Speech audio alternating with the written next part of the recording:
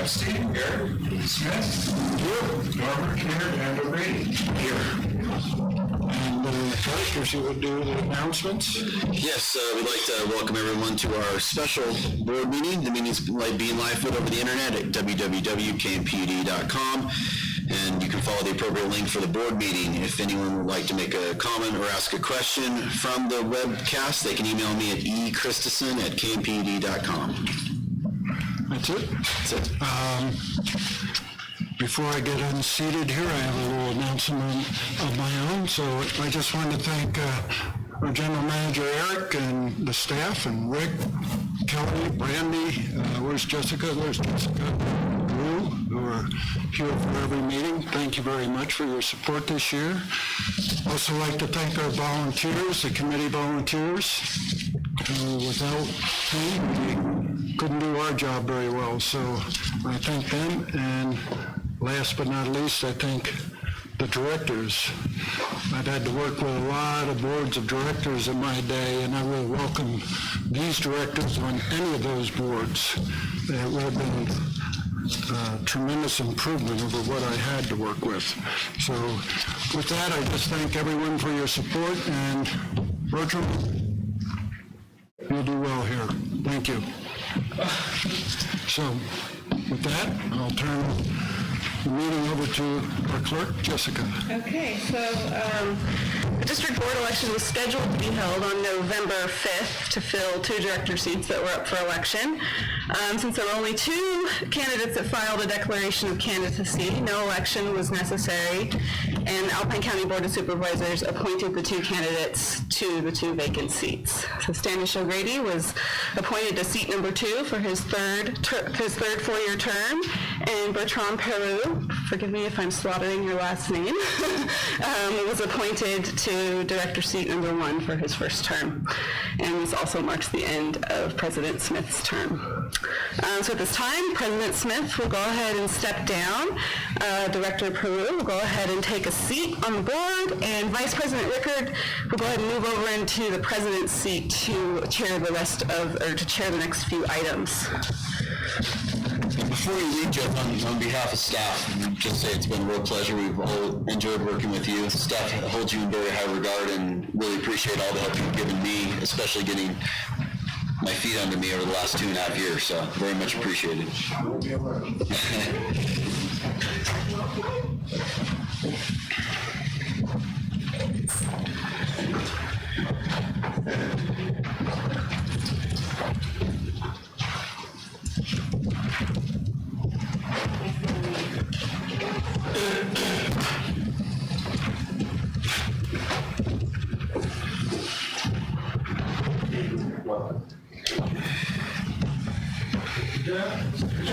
Bertrand, welcome. Okay. We move on to then agenda item number 5, corrections to the agenda or consent calendar. Eric, I believe you've got a couple. Yes, thank you. So due to some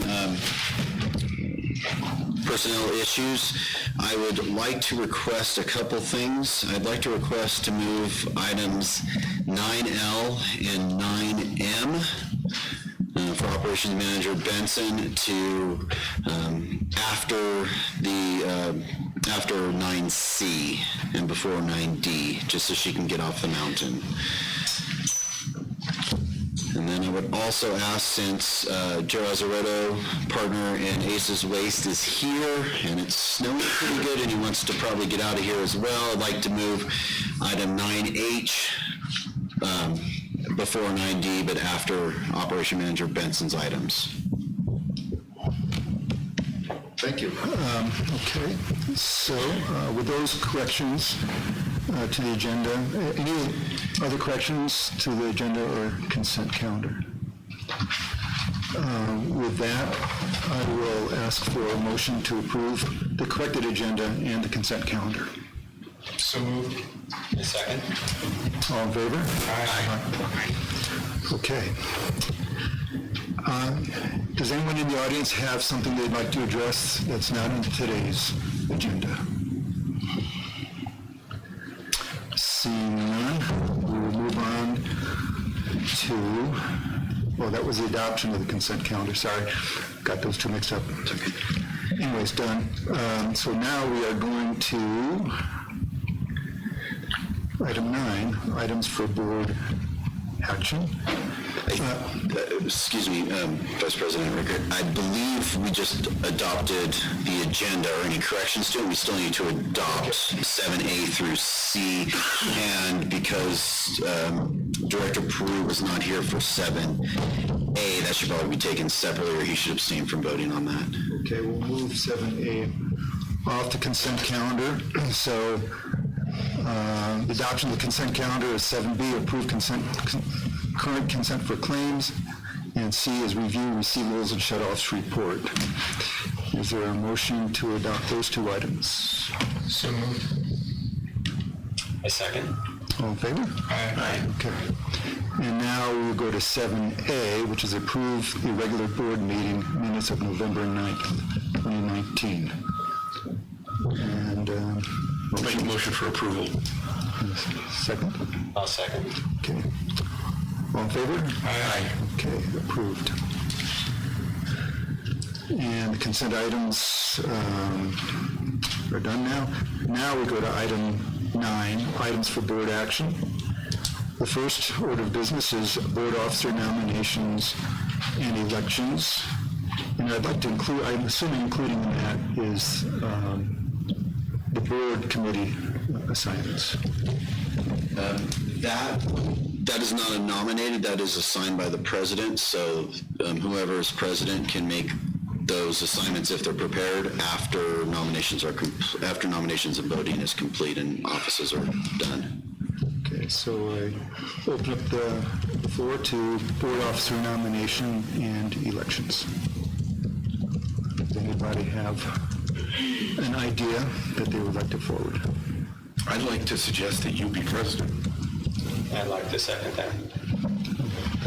Okay, thank you. History chair. For the honor, no, that chair is broken over there. Okay, we'll vote on that one. All in favor of nominating me? But I'll make the formal motion. Okay. That you be president, board president. One second. Formal second. Okay. All in favor of that motion, say aye. Aye. Okay, thank you. Okay, let's go on to a vice president, treasurer, and secretary. The nominations for that group. I would like to then nominate Bob to be vice president, Stanish to be treasurer, and Peter to be secretary, and Bertrand to be assistant secretary. I support that. Is there a second to that? Yes. Okay, so moved and seconded with that slate. All in favor? Aye. Aye. Okay. That's our slate for the next 2 years. Now so because I've been vice president and a couple of people asked me if I wanted to be nominated, I thought I might become president. So I actually came prepared with some committee ideas. This is open for discussion. So I've always thought that our committee ideally would have, that each of the 5 of us would chair one committee, because we have 5 committees, and each of us would also serve on a second committee. That's the idea. We've not always had that, but that's been my ideal. So as I've looked at people's experience, expressed interests, and so on, this is what I've come up with. And obviously open to other, this is my current recommendation for your approval, but obviously open to other suggestions should you have any. So for operations, Peter, I think, is the perfect person to continue to chair operations because of his experience and presence. And I'd like to join Peter on operations as a second board member. Planning, Bertrand, if you're comfortable chairing a committee this early in your tenure, I'd like you to chair the planning, although you can, I'd like Peter to be on the planning as well, and the two of you can discuss that if you'd like. But however you two would want to work that out, if you feel like you need some support in the chairing of committee. Finance, Standish is treasurer, along with Bob. Now, the IT committee, we've decided that IT and will absorb communications, but I think it'd be appropriate, given where maybe our focus needs to be in the coming couple of years, that it be really the communications committee that absorbs IT. So it will really be a communications committee, and I would like Bob to chair that, and Bertrand, because of your expressed interest in communications, I'd like you to be the second board member on the communications committee. And then personnel, as is a tradition, I will chair the personnel, and I'd like Standish to join me on personnel. So that's the slate. Operations, Peter, Eric. Planning, Bertrand, Peter. Finance, Standish, Bob. Communications, Bob, Bertrand. And personnel, Eric and Standish. So I submit that to the board for your approval. Technical question. GPS belong to which committee? Well, it'll be the communications now, because it'll absorb IT. That sounds perfect. Yeah. Maybe we should call it the GPS committee. I could be helpful there. Okay. The data curation committee. Okay, I will, looking for approval of that. Sounds very sensible to me. I agree. I'm totally fine with it too. Okay. Okay, that's the lineup. Now, in January, we'll be appointing community members. I just wanted to let people know, I mean, the board know and others, who's on board, who may not be on board anymore, and where we have openings. And I think that it's really up to all 5 of us to recruit to fill out our committees. Obviously, I'm also would like to actively recruit. I think it's important that we get new people where we can, where there's interest. We have room for 20 community members. So for operations, we currently have people, the people who have said they'd like to continue are Carolyn Scott and Howard Hoffman. Jane Reuter has expressed interest in that committee. Frank has expressed interest in that committee, amongst others. And then a gentleman in East Meadows who I've met several times. He's a very skilled and good guy. Christian Bastul has expressed interest, and he would be a new face on our committees. So if that's the case, then the operations would be full with 5 community members. Planning, Cheryl Stern, Nate Whaley, and have expressed interest in continuing, and Brian Bigley's term has not expired. So we have those 3, Cheryl, Nate, and Brian. John Schroeder, who's another, Howard, I just mentioned your name, that's why you came in? John Schroeder, who has handled the snow contract in East Meadows, has expressed interest in becoming more involved with the PUD, would welcome his presence, and he has said planning would be a committee he'd be interested in. So if that were approved in January, there'd be room for 1 more on planning if there is somebody. What we're aiming for is 3 to 5 members, community members. Finance, Mark Duvall, Jack Longinati, and Nancy Trevette have all expressed interest in continuing. I believe Mark Duvall expressed interest, is that right? Mm-hmm. Paul Fotenhauers, who's the CFO for Vail, his term has not expired. Now, I just don't know, I mean, it'd be interesting to know how interested he is, because he attends some meetings, but not, I don't think he attends the majority of them, and we really need people to attend if they're on the committee, so maybe worth a conversation with Paul. I'm going to confirm, but it may be that Alan Sapp, who's been just a great finance committee member, has suggested he's stepping off, but we'll verify that. If that's the case, there's room for one more on finance. Communications is where there's a lot of opportunity. A gentleman named Steve King, and I don't know Steve King, he was on the IT committee. He's a paid consultant to them. He's a consultant, okay, then he is not. Okay. So we're starting with a blank slate. So you're starting communications with a blank slate. I have one or two ideas which I can communicate to the two of you. And then personnel does not have any community members. We'll occasionally have maybe an ad hoc committee that does, but personnel does not. Then for January, I'd also like to be sure that we understand a little bit more about who should represent Camp UD on the economic development group, which is really a committee, but I'd like to know who should represent us. And then, of course, there's a summer festival, and that's something that, Rick, do you attend to that, or Jess? Yeah. Putting together that group. It would be nice to start talking about that in January. Okay. Is that good one done? Okay. I just would like to comment on communications and IT, if I can for a minute. Yes. The IT committee, main area was really security, and having that pretty well planned, it's really hard to recruit people because there isn't much of an agenda and it's fairly technical. On the other hand, I feel like there's a lot we can do to improve communications, whether it's improving what we already have or creating new things. So I think that should be the focus, and I think that's more likely to attract community participation.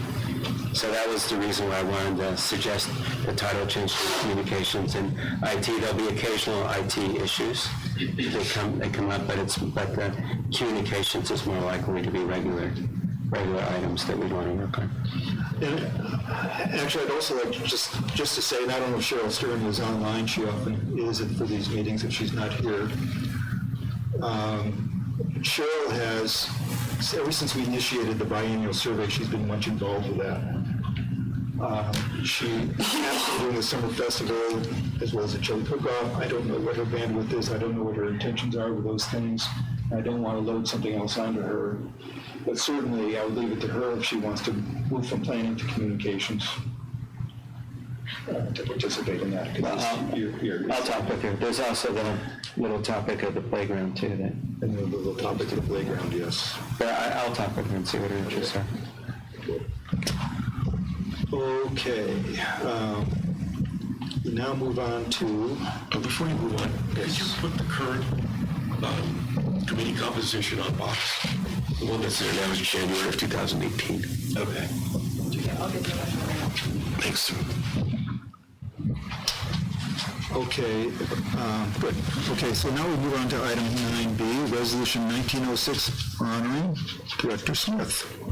I've got a resolution here that I'd like to read. Just need to get to it.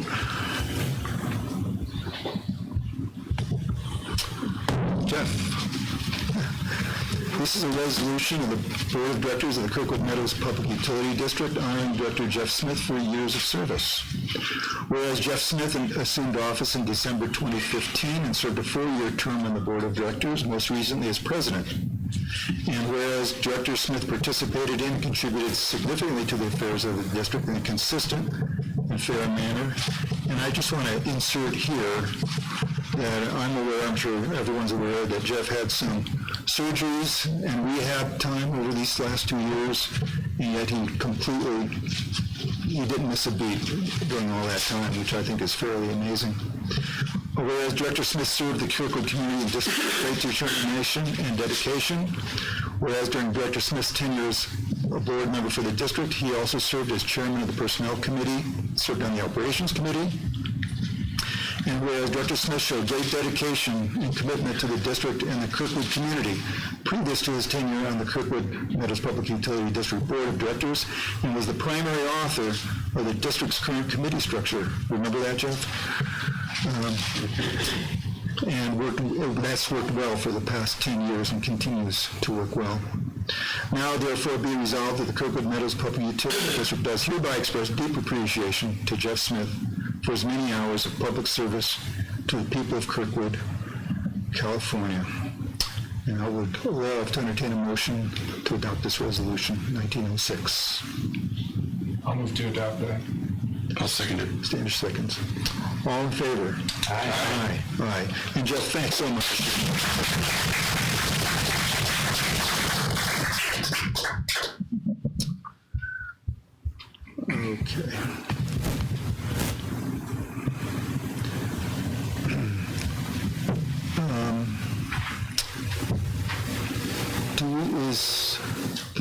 Okay. Pardon me?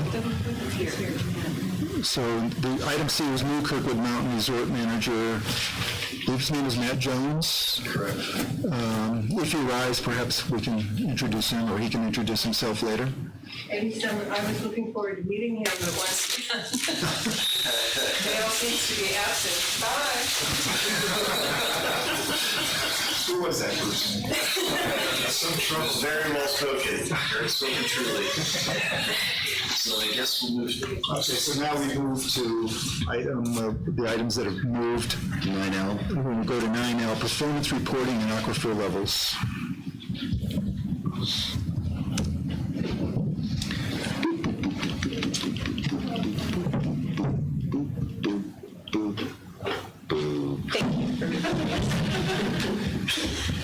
Sound effects, important. For November, we had some interesting results for performance reporting. Electric production was 723,000 kilowatt hours, all off of the grid.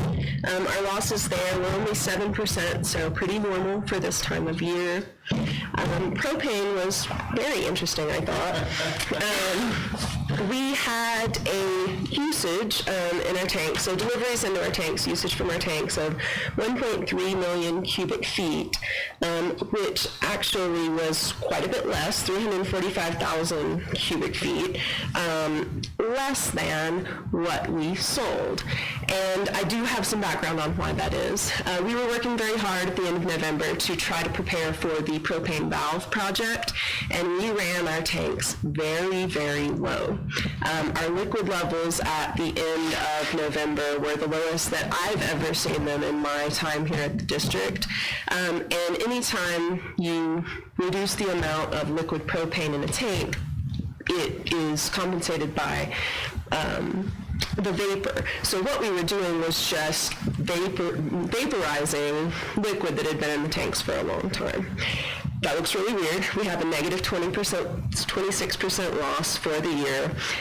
We've been getting delivery after delivery to recover our levels, so I expect that to come back down. But I just wanted to give you the background on why propane looks so weird. 26% loss for the month of the year. Negative 20, so yes, 26% growth for the month, and that's a negative 6% for the year. Yeah. Correct. The rest. The expedition, why you have such a discrepancy between your readings and the actual numbers? Like I was saying, we have, in our tanks, we have liquid and vapor. We measure to get our tank levels the liquid level using a dipstick, for lack of an easier way to describe that. Since we were drawing those liquid levels down so far, we were still putting propane into the system from our vapor space, but our liquid levels were very low. So I think that is why we often have negative losses in propane, but this is a very negative loss, and I think that's why. Can I ask you a question? How much cubic feet are in the tanks if they are completely full? What's the capacity compared to the usage? That is so the tanks are in gallons, and so we have a 50,000 gallon capacity. Kelly, do you know off the top of your head the comparison? Yeah, it's 36 something. Right. So 170,000 cubic feet. More than that. Decimal off. Yeah, a decimal. Anyway, Yes, a lot. But we only ever fill it to. We can only fill it to 80% liquid capacity because you have to have the vapor space. So it has continued to be a complicated thing to try to track our deliveries, purchases versus our sales. We do normally end up about 0%. Is there a background question? I'm trying to get a sense of how much is in the tank versus what the variance is, so we can get a sense of what that variance represents in terms of capacity. So if the tanks were 0 or the tanks were full, does it represent the whole variance or some small percentage?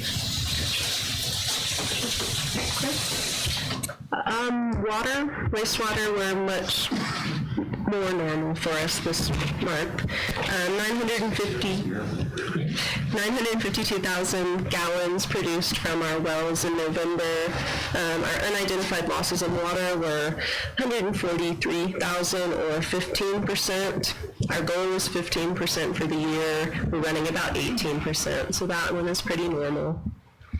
And then wastewater, we had an influent meter number at our plant of 476,000 gallons coming into the plant. Yep. Unidentified unmetered use, so that's extra water getting into the system somehow. 75,000 gallons or 16%. So we're at 19% for the year on wastewater. And I have no other comments unless there are questions. I don't have a question, but I would like to ask the operations committee, or maybe the planning, one or the other, see what you guys think. But it might be interesting to have some sort of a performance report on snow removal during the winter. And I was triggered because, I think we all saw an email that was somewhat critical. I think there were answers to that, but I know that for the survey, there's going to be metrics looked at, how the survey is evaluated and so on, customer. It's just an idea. I'm not sure that's a great idea, but I would like one of the committees, or whether it's operations or planning, just to consider. Eric and Brandy, where do you think that might land? Which committee that would be most appropriate to? Operations. Operations. Just to see, have a conversation about it, just to see if we think that there's something sort of in a way measurable, just to sort of, we keep tabs on it month to month. I've actually been thinking about that. Oh, okay, good. I was going to save it for snow removal, but I'll just mention it now. Because one of the things we talked about is really there's kind of 3 categories of snow activities. One is light, heavy, and emergency. In fact, I'll just use those 3 as names, maybe they're not the best names. In emergency, our only goal is to make sure that vehicles can get in and out. In heavy, the amount of snow falling is beyond our capacity to keep up with it. And light or medium, then it's within our capacity to keep up. So one of the things I've been thinking about is for each storm event, from the start to the end, what category was it in, and it might be more than one, and what was our average results for that, and to track it by storm, because that's enough activity in it to be meaningful. We get 20, 30 storm events per year, and also we have an expectation that a certain amount of snow is within our capacity to keep up with, and is that really happening? If we fall behind, what's the reason for that? Is it equipment failure, staffing, or whatever? So that was kind of along the line of what I was thinking about. I'd like to maybe suggest if others agree, maybe it should go to the communication/IT, because it sounds like it might, because the idea here is to do something that's not going to take a lot of staff time. I don't know how much time these performance reports take. You have the meter readings, you have readings, so I assume it goes fairly smoothly. I would like whatever this is to be similar. I was looking for something that could be automated except for the judgment over based on the expectations. Is it light, heavy, or emergency? And that's probably by shift, and there's multiple shifts within a storm event. So that's probably the complication, but we have help now to figure out complicated things. Communications thing, so I'd like to sign that. Yeah, if you think that's a good direction, I'm happy to. Well, why don't we try it? We can talk about it. Why don't we try it? Well, maybe a post committee can think about it and then we can have a discussion. Typically with 1 inch per hour, I would expect the PUD to be able to keep up.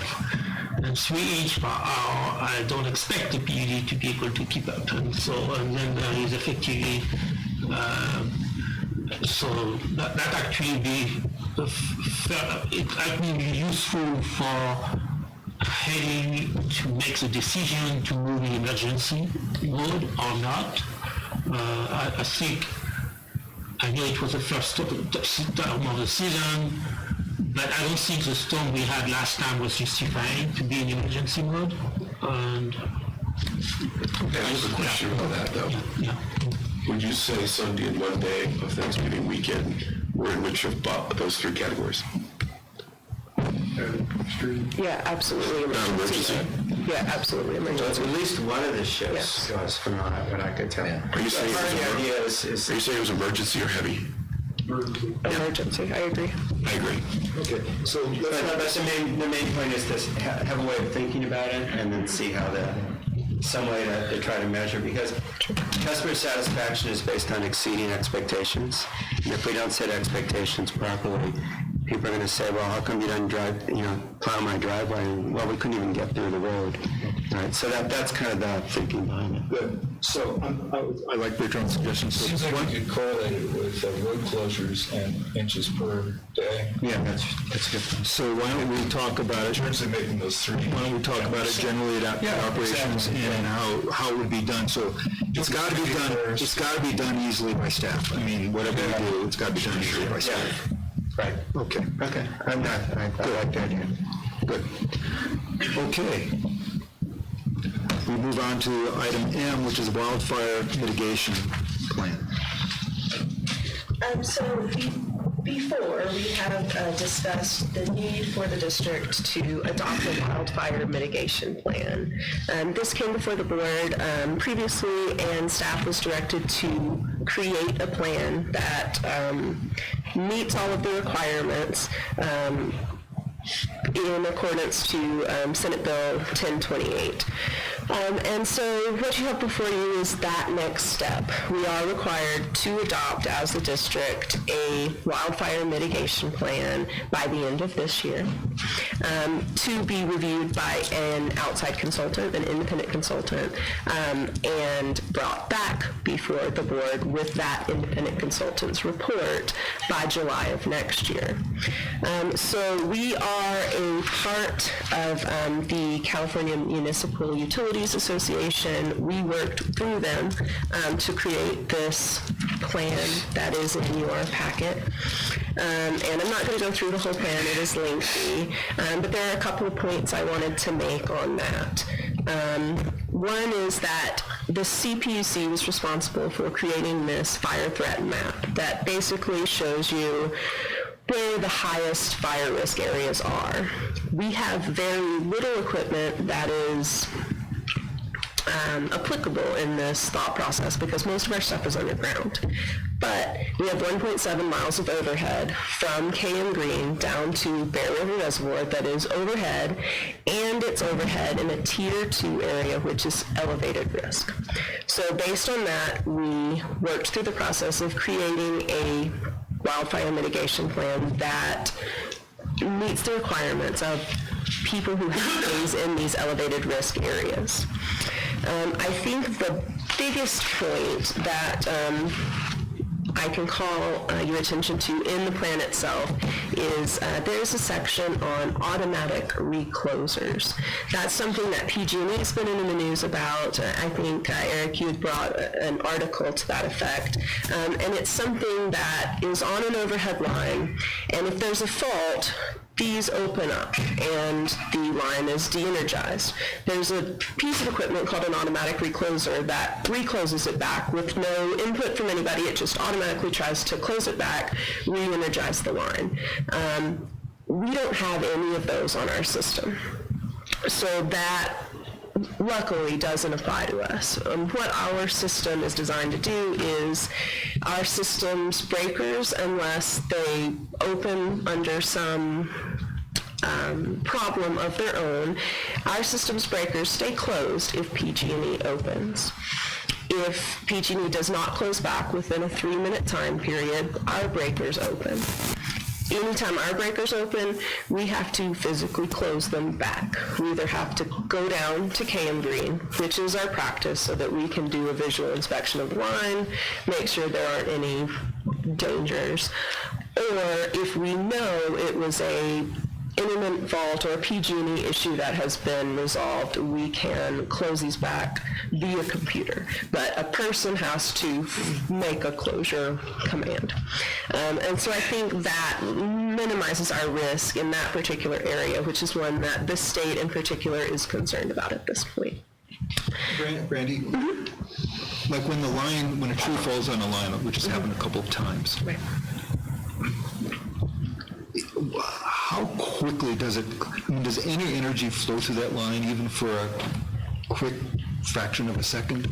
It is a very quick fraction of a second, yes. There is a very small amount of time when energy flows. It's the fault current that has to get back to one end of the other of the line to open a breaker, but it is a very small amount of time. So, but milliseconds or yes, milliseconds, yes. Okay. So there is some risk that could spark something if something were too close, or is that not a very...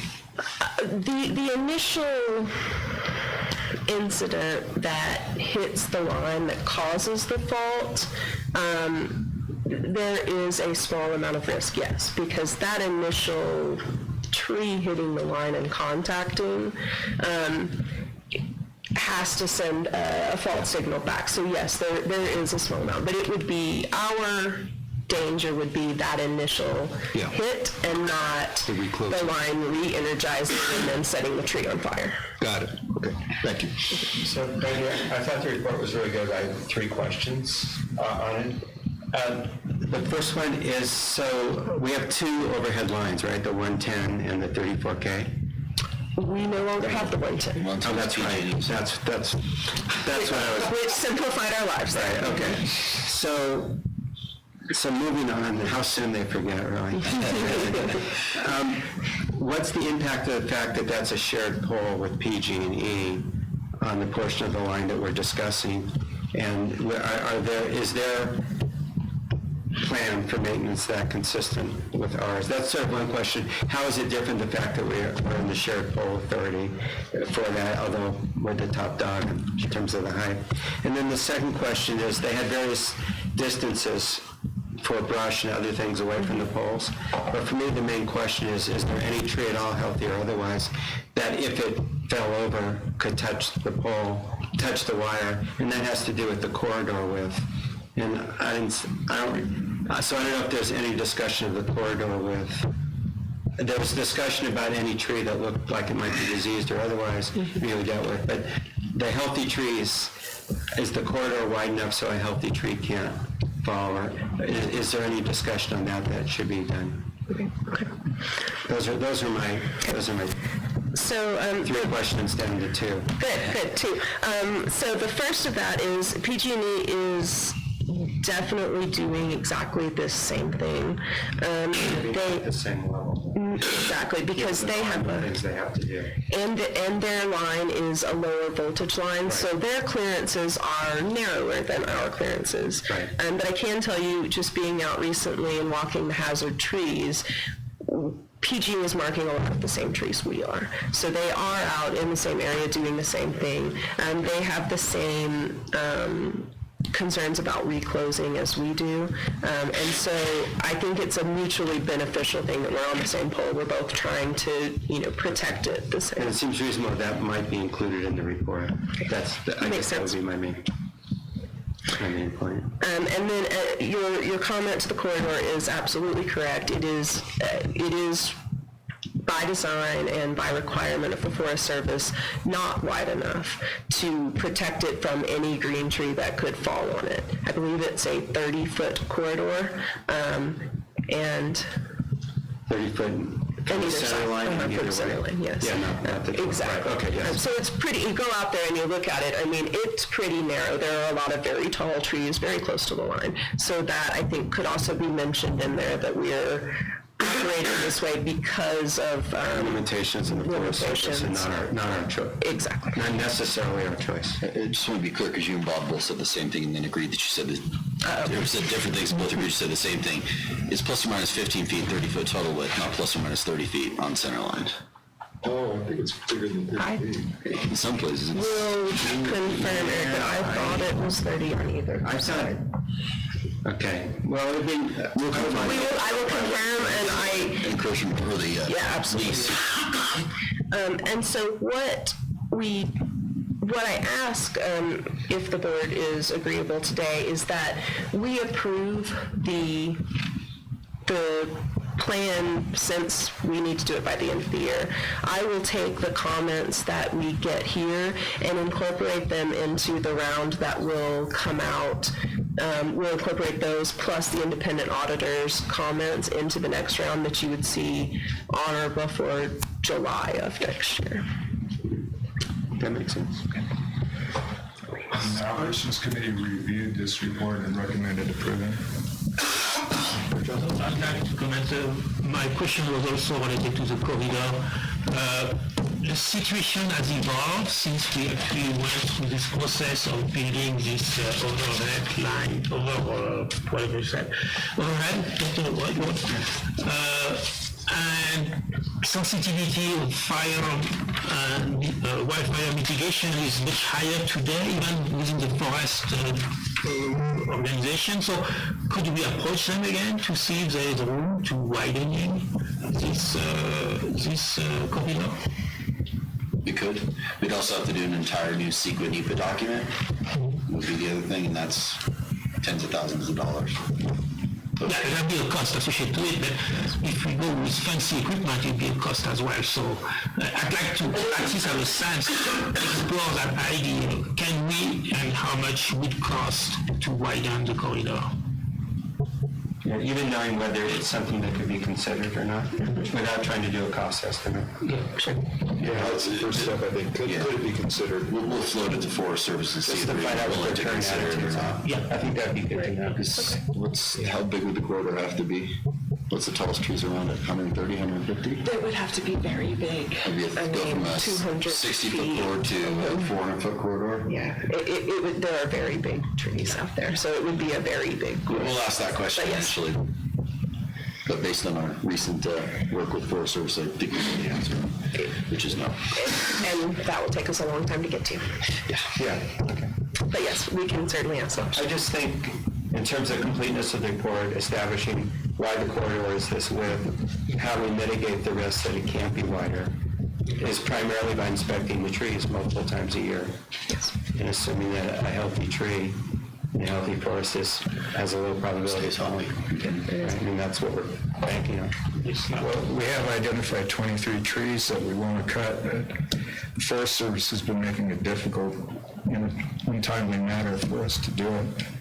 And they approved us to cut 23 trees if we cut them before March of this year. Otherwise, we'll have to do a study all over again, which includes GPSing, frogs, etc. Something we had to do since the original installation, the district had to retain a biologist to be on site and write a report both before and during and after, which is going to cost thousands of dollars. What was it, 3,800, 4,800? Just to do that, to watch 23 trees, because so amplify that every time we cut a tree. That's what the Forest Service is making us do now. Are we planning on doing those trees during winter? We're planning to do these trees before Thanksgiving. We're going to see. We do have a biologist on standby. There is snow down on Bear. We still have to have a meeting with the Forest Service and Fish and Wildlife January to try to get the okay to move forward. We have approval, but until we do these meetings, we don't actually have approval. So we're still working through it. We could get those 23 trees cut before March. There's some way to do it. Find a faller that'll go over the snow. And I'm sure there's probably one out there. It'll cost us a little bit more money, but I think it's worth it. Rather than delaying the process for another 6 months. It's frustrating. Any other comments or questions from the audience on the wildfire mitigation plan? From the board? This just requires a motion to approve. And to adopt the resolution 1907. 1907. I move that we adopt resolution 1907. I second it. Okay, all in favor? Aye. Nice job. Okay, we will now move to item, where is it? 9H and 9I. H. And Page 69. So item H is ACE's solid waste contract, Fifth Amendment. And you want to introduce? Yes, so we do have Joe Azzarello, partner in Aces Waste. He came up for the meeting. It's Joe. Welcome. Partners in crime with Paul Sr. And so appreciate him coming up. So the first item obviously is the contract. All the history is contained in there.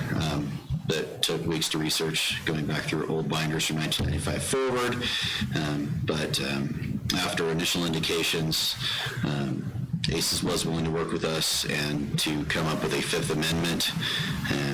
It is a 207% increase comparatively. We received a proposal from South Tahoe Refuse, which is a 323% increase. And the staff recommends that we move forward with the Fifth Amendment. You recommend we take the Fifth Amendment? That was trash. Okay, this meeting, bring this meeting to order.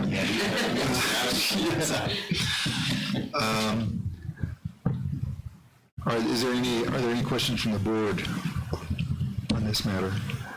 From the audience? I have one question.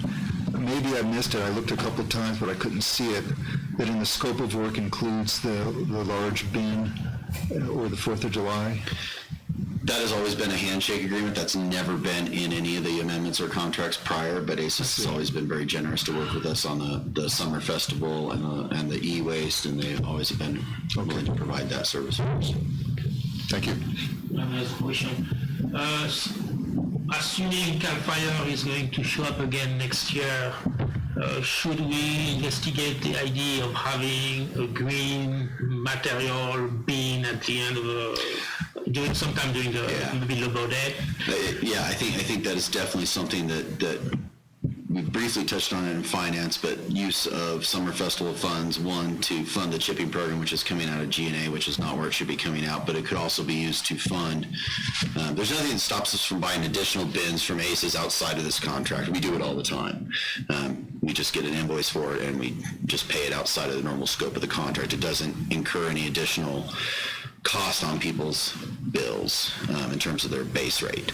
So yes, we definitely could do that along with considering how we're going to fund the chipping program next year. So we could include a couple of bins as an alternative because you do have green waste bins. We do.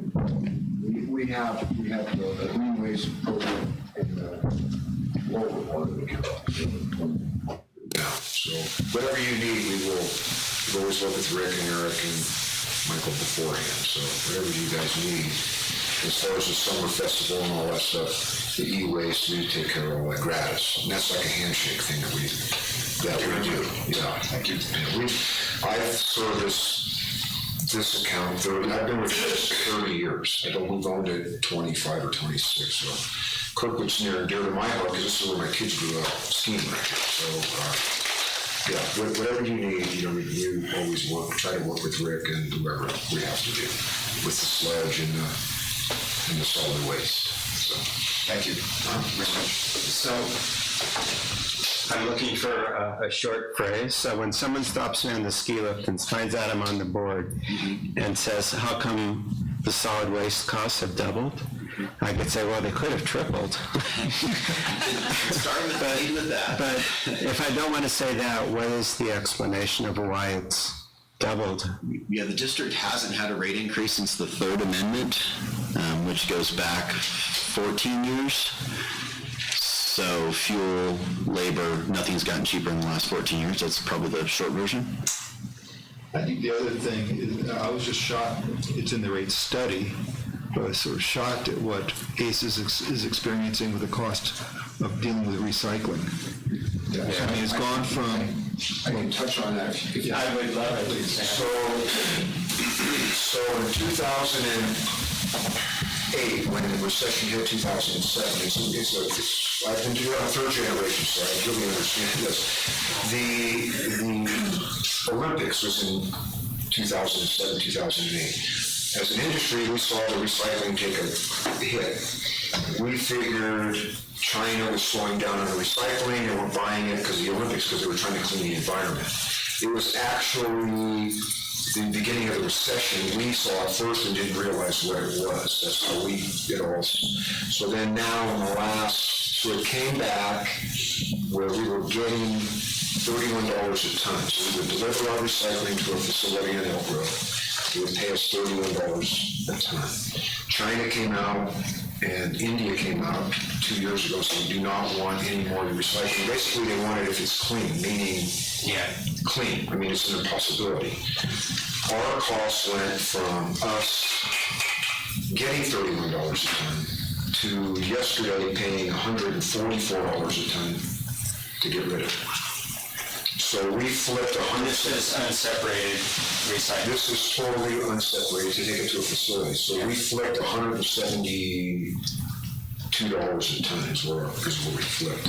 Cardboard, and again, yesterday, cardboard, we sell cardboard, we don't sell it, we give it away for free, not to pay the $140 on the other side of it. So that's pretty much nobody wants. Vietnam took a little bit, so we're taking a big hit. Green waste, problem with green waste that we have on the other side is it doesn't compose. Pine needles, fir needles don't compose, they don't decompose. So now people don't want that. So we have markets we're trying to, they're bringing it, we're going to start bringing it to a place in Sacramento that we'll burn it as hard fuel and make electricity out of it, basically. Or wood goes to a hard fuel place. That's what they call, they burn and make electricity. So, yeah. So recycling's tough for us. Fuel, everything is just tough. AB 1383, they don't want food waste in the garbage. Yeah, but so we found out like a month ago that Cal Waste is kind of, if you're above 6,000 feet, you don't have to get into that program, AB 1383. That's what's proposed because of the animals, because of the bears, basically. Tahoe, you guys, so you won't have to participate. So if you had to participate in that, you have to separate your food waste.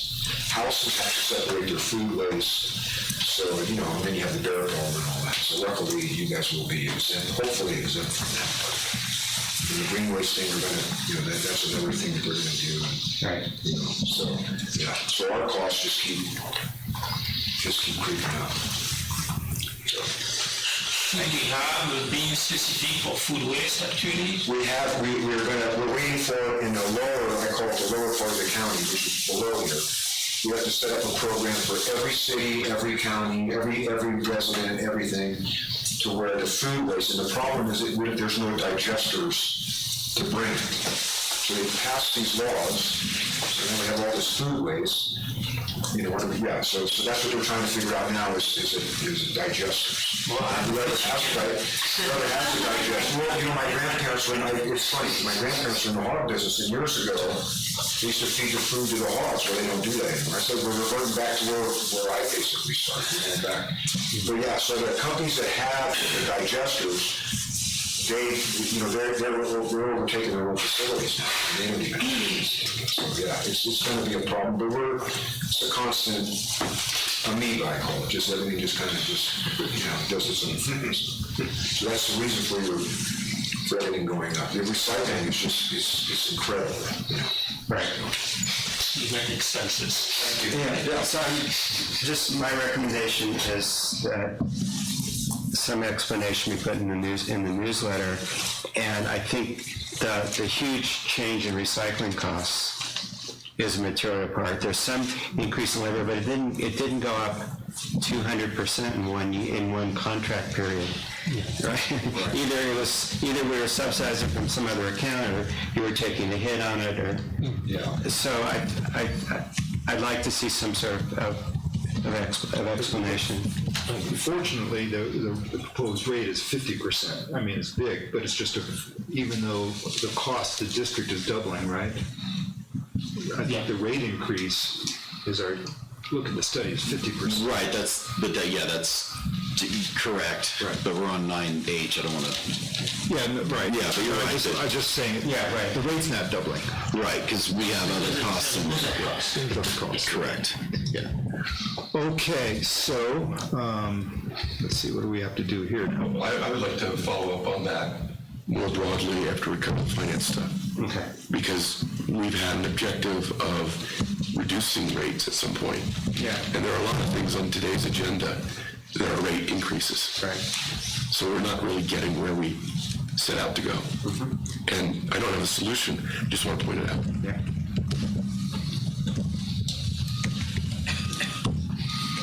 I'm just trying to see if, is there a resolution here, or is this? There's no resolution, it just would be a motion from the board to direct me to execute the Fifth Amendment with ACES Waste. Do I have a motion to that? So moved. Is there a second? I second. There we go. Now, this is for a period of 1 year, is that correct? This is through December. 5 years. It's a 5-year term. It's a 5-year contract. It's a 5-year contract, but there is a commitment on our part that goes with that you'll go into in the next. Correct. The mandatory. That will explore. So we have other options. There is no other. We have an additional obligation. I'm thinking about today, but I'm thinking about a year from now, if we come up with a different plan that incorporates everybody in the valley, or we change. This 5-year contract would just roll in no matter what happens with the mandatory or not. So we'd be locked in at this rate, whether mandatory rolled in or not. But this doesn't this doesn't control how we assess our customers in particular. The contract, no, it does not. Okay. No, that's a 218 process. I see the need for change in how we're billing people, potentially. Okay. Yes, this has nothing, right. I know what you're talking about, and I agree with that. Clarification. You're correct, Peter. You're absolutely right. Okay, so this is simply the contract, this is not the rate that we're charging customers. This is the contract with ACES. Correct. Okay, we have a motion and a second. All in favor of this Fifth Amendment? Aye. Okay. Thank you. Thank you for that. No, thank you very much for coming. Thanks for coming on, Joe. We really appreciate it. Like I say, Just for the business, my business owners, this has been one of our, it's out in the middle of nowhere, but it's a great place, we love it, and it's just part of us. And we looked at Kirkwood as like a city at one time, and then Dale came and then everything changed. But that's how originally these rates was in the entirety of Kirkwood is what we looked at. So that's why we have a rate to roll out, because last winter we got held up so bad because the pass was closed and everything was closed. That's why we came around to do everything we can, and I know Rick was appreciative, and Derek was appreciative of it. We do everything we can, everything we can do to serve you guys. Did you keep track of how many times you have to go around? Last year, it was around six times. And so I'm going to give it to Rick, and I haven't just talking about this, because this is my account. Each partner has his own thing, and this is my account. So I'll get it to Rick and Derek, and we'll email. So, okay, what do you want us to do? So we just don't arbitrarily come, same thing with the sledge. We don't arbitrarily come around and pick the sledge up and do that. So, because it's a long race for us to go. We have a 50. Up and over that. And I do it in there. I live in the top of Basin, and I have to go to work that way sometimes, go around. So I'll get with Rick and get with Derek, and that'll all be done. I think 6 times Okay, last year, the store was closed, but we also had times when both sides, and you guys were stuck, basically. So Rick and I work great, and Derek and I work great. It works, so, all right. Thank you. Thank you for well, thank you. Okay, now we move on to the study. Well, let's see, should I? No, did we move? Yeah, we moved I as well. Okay. So this is now item I, solid waste rate adjustments. This is presentation possible action on the draft solid waste rate study 2019. What page are you on? It would be starting on page 82. Okay, thanks. So the ordinance, regulation, and notice of public hearing to be used in the adjustment of solid waste rates effective February 1st, although I think the study says March 1st, so I was going to... It does say February 1st, but then I talked with Dick Shanahan, and he recommended March 1st, so that's why it changed in the study. So Shanahan has reviewed all this. All the 218 came from him. He said it was possible to do February 1st based on how we would be billing, but he recommended March 1st to eliminate any ambiguity. Okay, great. So, Europe.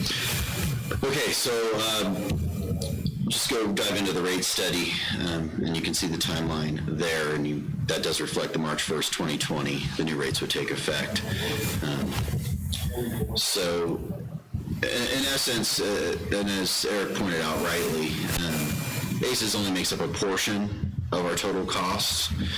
We have adjusted for the new costs in this rate study, but we also attempted to eliminate the deficit that solid waste has been running at for the last 4 years, and which has varied between $6,000 and $25,000. So tried to take that into account as well. Based on that, staff is recommending the rates be increased by $9.16 per month, and from our proposed base rate from $18.31 to $27.47 per month base rate to take effect March 1st. There are other things we can do. So I want to separate two items that have been discussed at both finance and operations. There's two issues here. One, there is the mandatory aspect of things that we've committed to ACES to look at next year. We got this contract based on a handshake agreement that the board consensus at our last meeting was. We agreed that was something we would explore. Not that we would do it, but we would explore it, with the caveat of looking at Vail's end date to try and coincide the implementation of it. So that was one thing. The second thing is looking at the methodology of how we assess. Right now it's a base rate, and it's just even across the board. A single-family residence gets the same base rate as a condominium unit. It's the base rate per, if you're a customer, that's what you get charged. There's no distinction. What Peter, I believe, was alluding to, and what staff has identified is there is a higher labor component in some of the condominium units for the district to provide service, because it involves a vehicle and 2 people plus time. It takes about roughly 2 days to hit all the condominium units, assuming that the dumpsters are in good shape and people aren't throwing things down that they have been known to do in the lodge, for example, is with the trash chute. To pull them out, hook them up to our vehicle, tow them out, get it in a position where ACES can take it, take the new one back, tow it back in, redo it. And it takes quite a bit of staff time versus just maintaining the transfer station. So that is something, as we go forward in the next rate study, assuming we go with the mandatory, that is something that we would recommend exploring as an option of, do we need to set 2 different rate structures?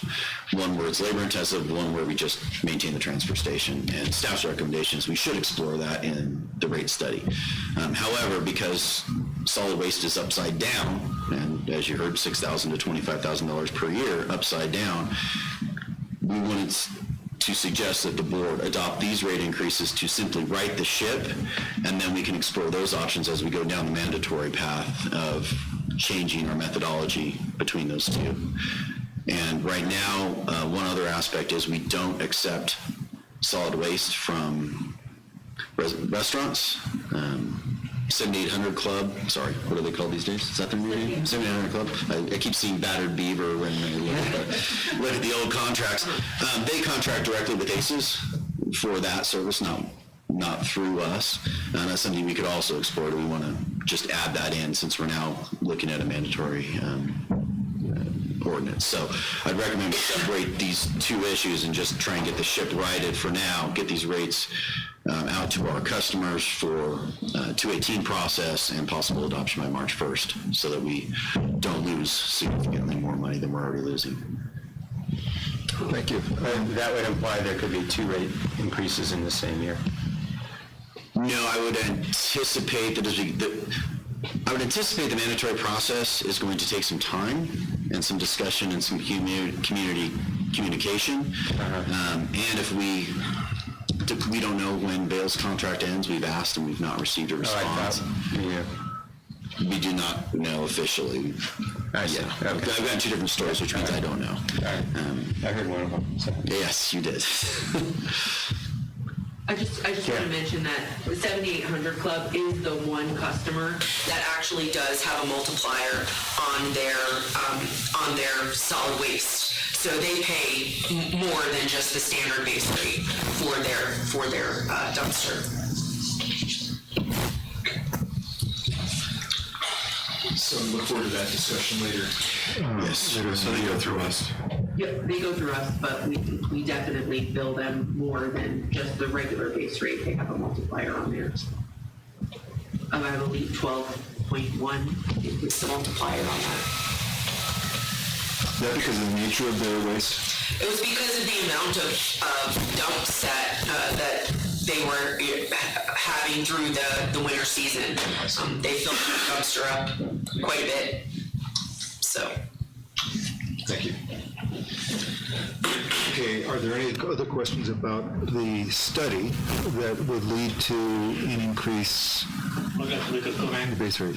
On page 88, you have basically 2 options, like 50% increase, 187% increase, and both are said to be proposed base rate with ACE. Yes, that's a mistake. That should say So it's STF for the lower one. Correct. So my recommendations would be that since we have this multiple 100-page to go through is, and I know when you have a staff report, someone else maybe can read it to make sure, because I was lost for a little while to try to understand what was going on here, and I just, it's a typo, I agree, I mean, but it is throwing a monkey in the wheel, I don't know who says that, but basically it is disruptive, so I don't know if you can. I can fix that in 2 seconds before we certainly start. it's fixable, yeah. For sure.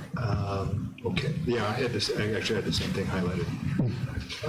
Any other questions regarding the study or comments? Ms. Standish, is this where you wanted to discuss? No, I'll cover it later. Okay. Okay, so. 2 more questions on waste. I don't know if at the right time here because we're talking about rate, but I don't know if we close the subject. The first one is, it's just technical. Can we put cold ashes in any bin, or should we always put all the ashes, hot or cold, in the hot? All the ashes in the hot ashes bin. So that's why I was starting to wondering, because you're always referring to hot ashes. So I wanted to make sure I was still doing the right thing by You're doing the right thing. Thank you. We appreciate that. Yeah. The second thing is, does that criteria come out by itself, or did you have to get out? I made a nice hat out of him. Yeah? I made a nice hat out of him. Daniel Boone. Derek's raccoon, whenever there's raccoons, he sticks a ladder in for them and then they climb out. He can climb that? Yeah. Wow. Yeah. It's really cute to watch him climb the ladder.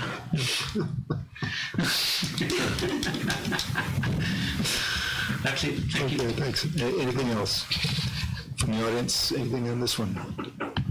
Okay, so I'm just looking from the agenda. What do you need? The action we would take is approve the draft solid waste study and direct you to draft the appropriate ordinance, regulation, and notice of public hearing? What we would need is the board to approve the solid waste rate study with the correction as noted by Bertrand. Yeah. The enabling ordinance and the notice of public hearing. Okay. would send out all of those things on Monday, which puts us under the 45-day. Puts us 46 days when we have to do a minimum of 45, so we get an extra day in there. And Jess is ready to go. She's ready to hit the ground running. So do I have a motion to that effect? Yes, I'll make that motion. Do I have a second to that motion? I can second.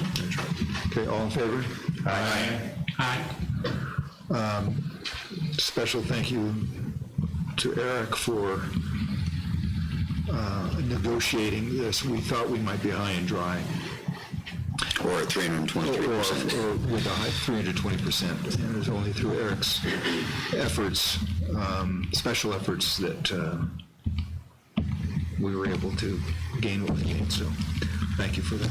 Yeah, I had the same thought independently, which is it was a really good recovery because we only found out about this in October. Yes.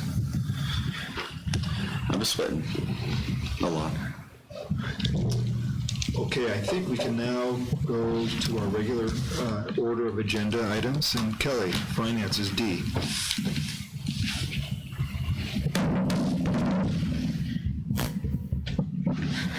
Good afternoon.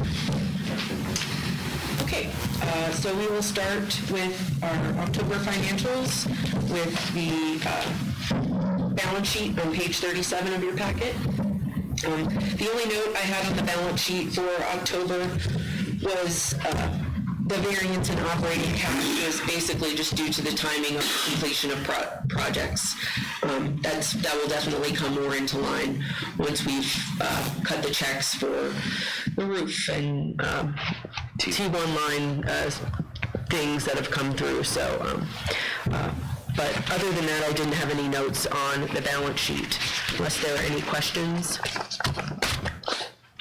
Okay, moving on to the revenue account by fund.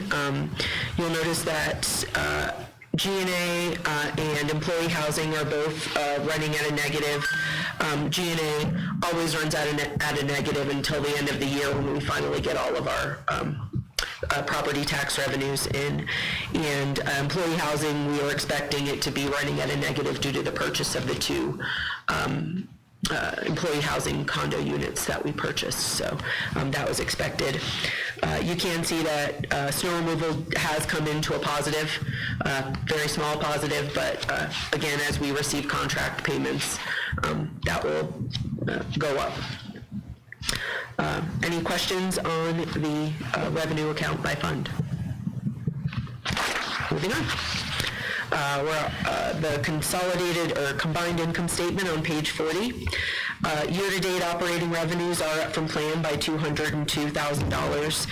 That does include the $65,000 grant that we received for the SCBA's. So that should be taken into account, that $65,000 of that is from that grant that we received.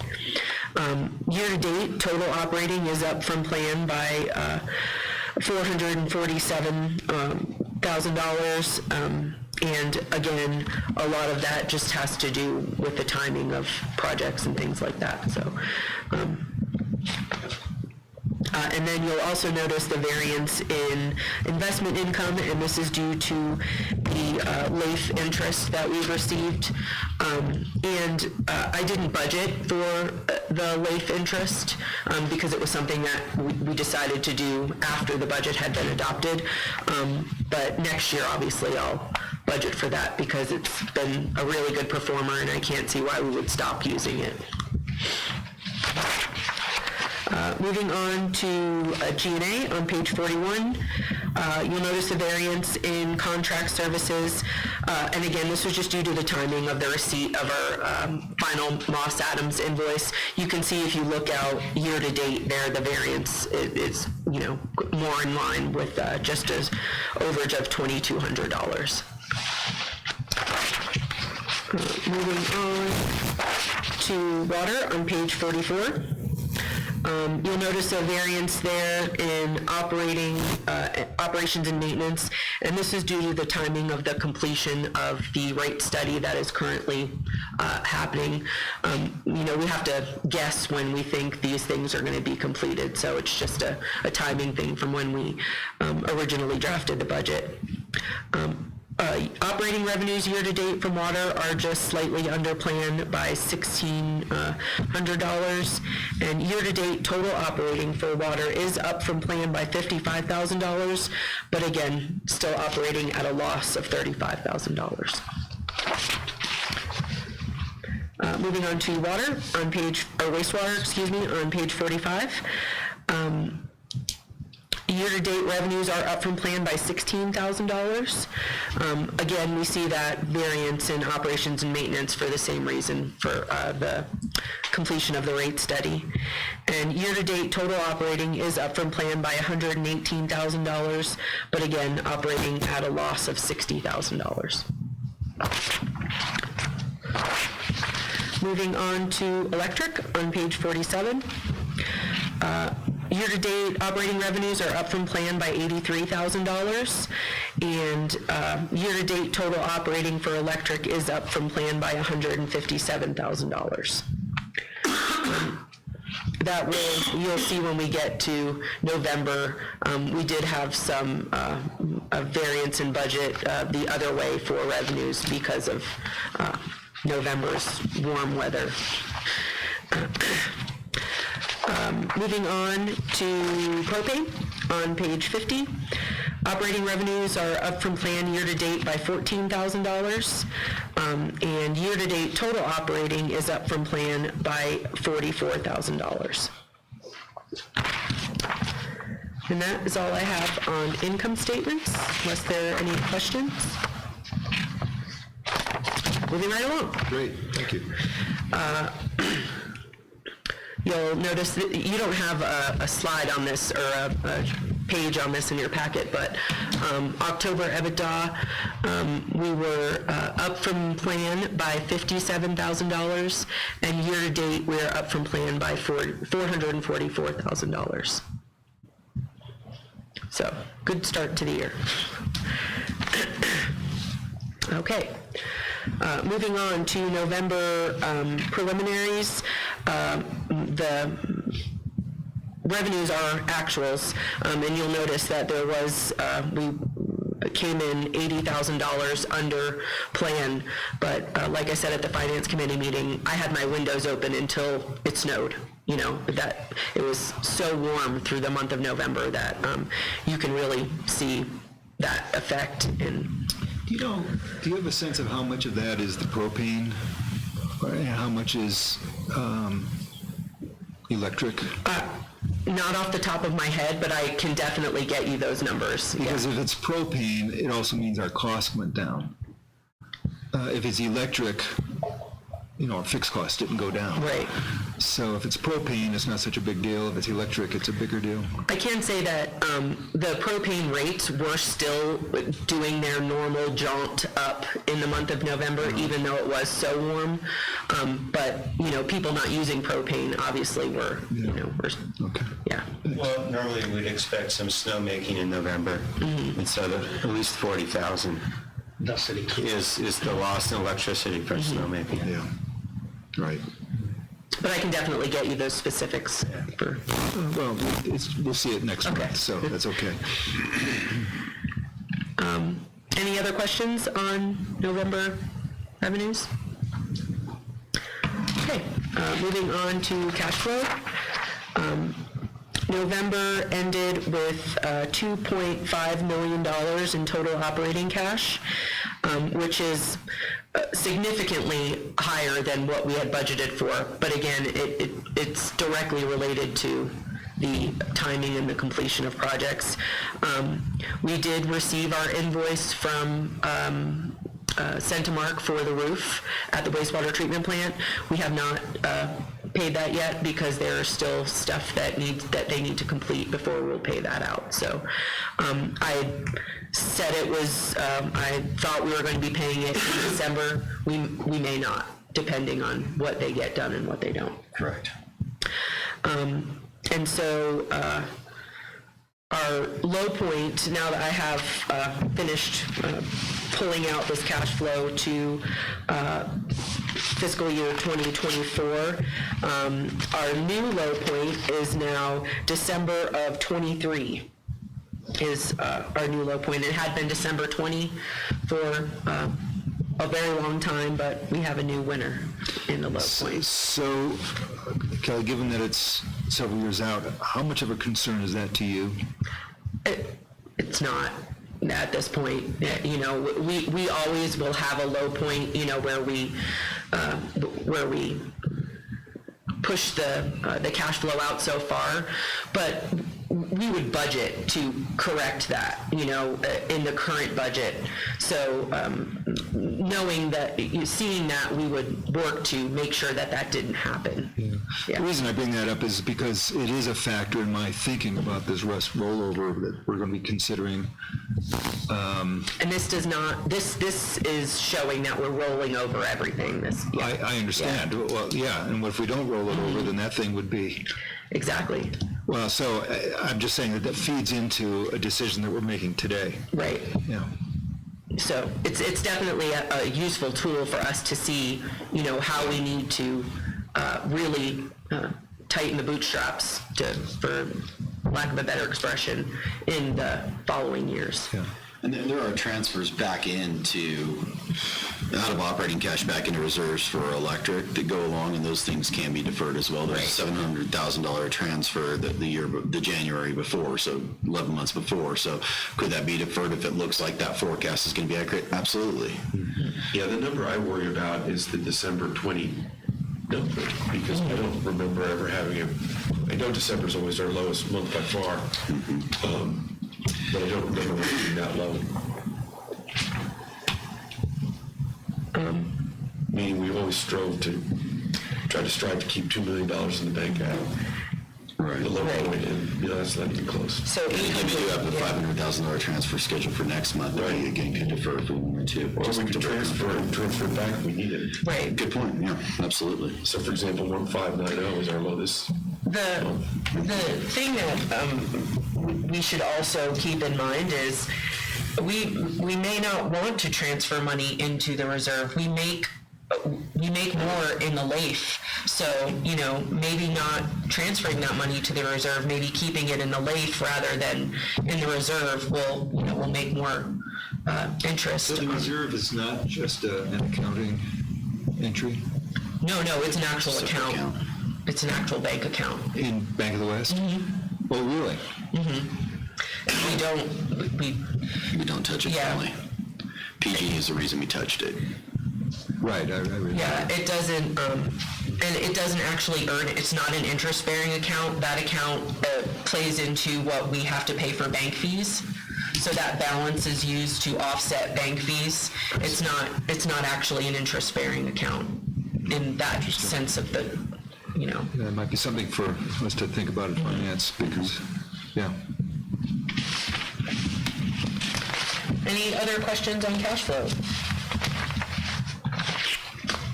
Okay, hearing none. Known budget variances.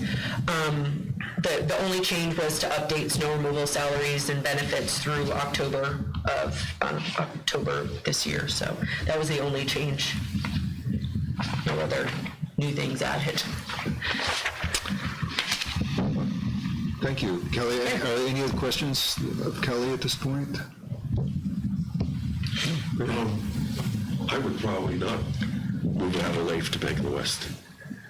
It's 2.34% for the last quarter. I mean, for how that's performing, it just seemed silly to do that. Sure. Okay, thank you. We will move on to 9E, the Rust loan rollover. Kelly, you're still up. Sure. So I provided the maturity date schedule for all of our loans. At the Finance Committee meeting, it was discussed that, we should take a look at not just rolling over to, we had previously been picking 10 years out, 7 years out. But we've rolled over 2 loans to December of 2025 was the maturity date we picked. We can, with the A8 and B8 loans, pick a maturity date all the way through 2047 as we see fit. I've included the treasury rates as of December 6th of 2019, and based on, previous loans that are coming to mature, I went out 15 years to 2035 for suggested maturity date for this loan. There isn't a 15-year rate on here, but we can, pick whatever maturity date we want through December of 2047, and I thought 15 years based on the previous rollovers was. Because there's a big gap in principal due between 2035 and 2046, is that right? Mm-hmm. Most of our A8 loans mature in 2047. Okay. Right. Thoughts from the board? Standish, do you want to summarize our finance committee discussion? I think Kelly did, but basically they recommended 7 years, and we encouraged them to look at 10. And now you're recommending 15? Yes. Based on, actually pulling out all of the maturity dates. Right. So, in this 5-year cash flow forecast, are you assuming that we roll over the other A8 loans there too? Yes. All of them? Yes. That was, it's not, it's definitely not in there as a, to pay out the maturity on those loans. It's all rolled over.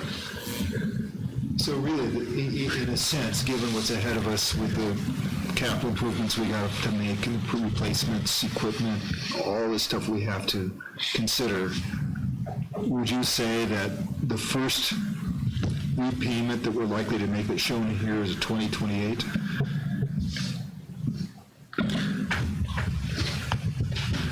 Well, that's the first. Oh, I guess there's the other ones here on this next page. Right. So if you look at the total for those years, you can see some of those maturity amounts are pretty large. 2025, over $2 million. Right. And that was, mainly due to the fact that the last 2 loans we rolled over to 2025, but we can roll those over again if we choose to. It's just, I hadn't thought about putting them, all in a spreadsheet like this, and when I did that, it was quite eye-opening. Well, it's funny. It's ironic because I'm just thinking back 10 years or 8 years or whatever, when we were first discussing these loans, and I remember Dave Likens saying, you just roll them over. You never pay them off. You just roll them over. And I remember sitting here saying, oh, sure. And yet here we are doing that. The main reason we're doing it was because of the change in the PG&E structure, and we needed cash. Otherwise, paying them off allows us to lower rates. Right. And our rates are 5% higher than our costs, so we can accumulate cash so we can pay them off. So I have every intention of wanting to see them paid off. Obviously. On a schedule that's predictable.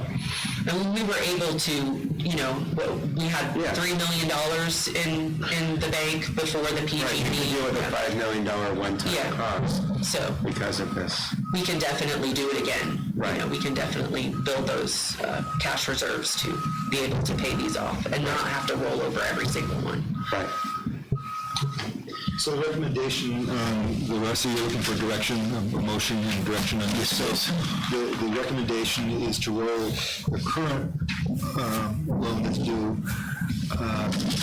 15 years to 2035 at an interest rate that would probably be in the order of 2%. Okay. 1.8, 2.02. Are there any comments from the audience on this one? By the way, I think your recommendation, 15 years, makes sense, just looking at this spreadsheet you got. Okay. Do I have a motion to take? So moved. I'll second that motion. All in favor? Aye. Aye. I'm also concerned that we won't follow the perpetuity. On the other hand, it is very inexpensive money right now. It is. I mean, so, I mean, where is that plus? It's going to roll over several. And what's our earnings rate on money? 2.35% for the last quarter. So, I mean, we're currently, the spread is in our favor. Right. At the moment. Okay. Okay, we will now move on to another one, census meter software upgrade. Is a discussion and possible action on software upgrade for our meters. So I'm gonna stay up here for this one, too. I'm sorry. It's okay. So, I don't know if you wanna take it, or... The short version is, and the staff report is quite complete, and you did a very good job explaining it, is the software when we purchased it was originally, the hardware when we originally purchased the system upgrade was already outdated at the time. It's now no longer going to be supported. We could take a gamble to not do this for a certain amount of time, betting on the come that the equipment's, then the servers are going to continue to operate functionally. And if they did fail, we'd go to basically engender remote, actual physical reading of all meters, which would be extraordinary high use of staff time, which would exceed the gains we would get. And so now they have a new piece of software they'd like us to upgrade to, which is brand new from 2014, and it's being supported. So if every 7 years is their marker, we might wait till 2021. But the cost is, there's an initial cost of, staff recommendation is not to purchase the customer portal portion of it because we already have that through Report Server, which is built by Bob. Less cost. Significantly less cost. So the initial cost will be $59,000, which includes the annual fee of $33,000 that first year. So the initial cost is $26,000 more than the annual fee that we would have for the next 10 years with a 3% increase on it. And so staff recommends, this is an unbudgeted item, and definitely will impact the rate study. I've already made the consultant aware of it as well. But what's our current annual fee? $5,000, $4,992. That was a face I made. Yeah. Shocking was what I told them. Maybe we get a quote from ASUS. Ostensibly to have a monopoly with the equipment that was purchased, and we really don't have a choice except short of changing out our entire meter system again at what cost $500,000 per the respective systems, electric. No, it was total. Oh, that was total, $500,000. No, we're still paying for the original. Yes, we are. Where are we on that? 2023 is when we pay that off. We paid out. That was August of 23, I believe you said. That's when the COP loans are paid off, but through our meter charges, which is why those were instilled, we have about $107,000, I believe is what I said in the Finance Committee meeting. I keep track of, the initial cost, and about $300,000 of the $500,000 that we spent to change over was the Golden State bill. $347,000 was the Golden State bill from the initial changeover. So if we adopt this plan, what kind of a rate increase are the customers going to see on their monthly bill? Don't know that yet. Don't know? No, because there's water's upside down, as you all know. Right. And it's been upside down from the beginning of time, and we're going to try and fix that, but that's what the rate study is going to look at. It will, if we decide to do this, this will be incorporated in the rate study as well. The $26,000 of additional cost per year is spread out over several enterprises, right? Yes. That is correct, 4 enterprises. 4 enterprises. Because sewer relies on Waters Reeds for its allocation, so it has a proportional share. I mean, it's a shock. I mean, it's too bad. On the other hand, it is a relatively small percentage of the cost. I mean, it's... In relation, currently for our accounting software, we pay about $16,000 a year for their hosting And this has nothing to do with the meters. This is only the piece of software that collects the data from the meters. Absolutely correct. The only way that I will be able to read those meters is if we pay this. No, unless we go back to manual. Right, exactly. Correct. So we discussed this at the Finance Committee and weren't too happy with it all, obviously, but recommend going with staff's recommendation of option 2. I think one issue is we really don't have a lot of, we discussed, can we run without with unsupported software? And, staff's recommendation was, well, my position is billing is mission critical, and staff just wasn't comfortable with that. The other thing is that this is a software as a service or hosted implementation, and our current licensed software runs on our equipment, which is correct, due to fail. The servers that collect the data are in our mezzanine, and they are, it's one of Steve King's big things was these servers are going to be... 32,000 isn't running on a computer in our facility. No, it's cloud-based. So when Volcano brings the internet down, we can no longer see what's happening with any of our meters. That is correct, but... Same thing for accounting. I mean, our accounting software is... Yes. Yeah. Right, but, okay. But the one aspect is we've discussed in IT committee is when we lose those hours, we don't get those back when we're not reading. This cloud-based, theoretically, even if they're not there when they look at them, they will repopulate backwards, which is one able to get. I understand that, but if the internet goes down, situation in a residence, we want to know the current state of the meters. If the internet goes down, then that would be down. And I don't know what predates me, but in the 2.5 years I've been here, the internet's gone down twice, and one for a full work day and one for 2 hours. And we do have the ability, obviously, if it was, we could go to the residents and check it out. The other aspect of this we do not know, but we will explore depending on the decision today, is we'll need to get with Bob and Corey to see what the implementation of this new cloud base and how it gets pulled into report server, and that will require some additional time as well. Which they'll charge us by the hour for. What's that? Which they'll charge us, of course. Yeah. Or are they including the current service in this dollar amount? I haven't asked that question, Bob. I would assume, I don't think last time we got a bill by the hour for when you worked with them to get the reports the first time. I don't remember getting a bill for that, but... I don't either. Yeah. Is this something you're willing to do, Bob?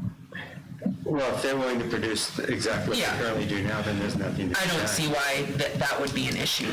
Honestly, I don't know. Every software upgrade, they always produce something in a new form. And it's like adding the commas that we get from FleetTrack when they change that one thing that sent everything haywire. I'm sure there's one of those in here, and there will be some costs associated with it. But Bob and Corey are pretty quick on getting on those. And that one, yeah.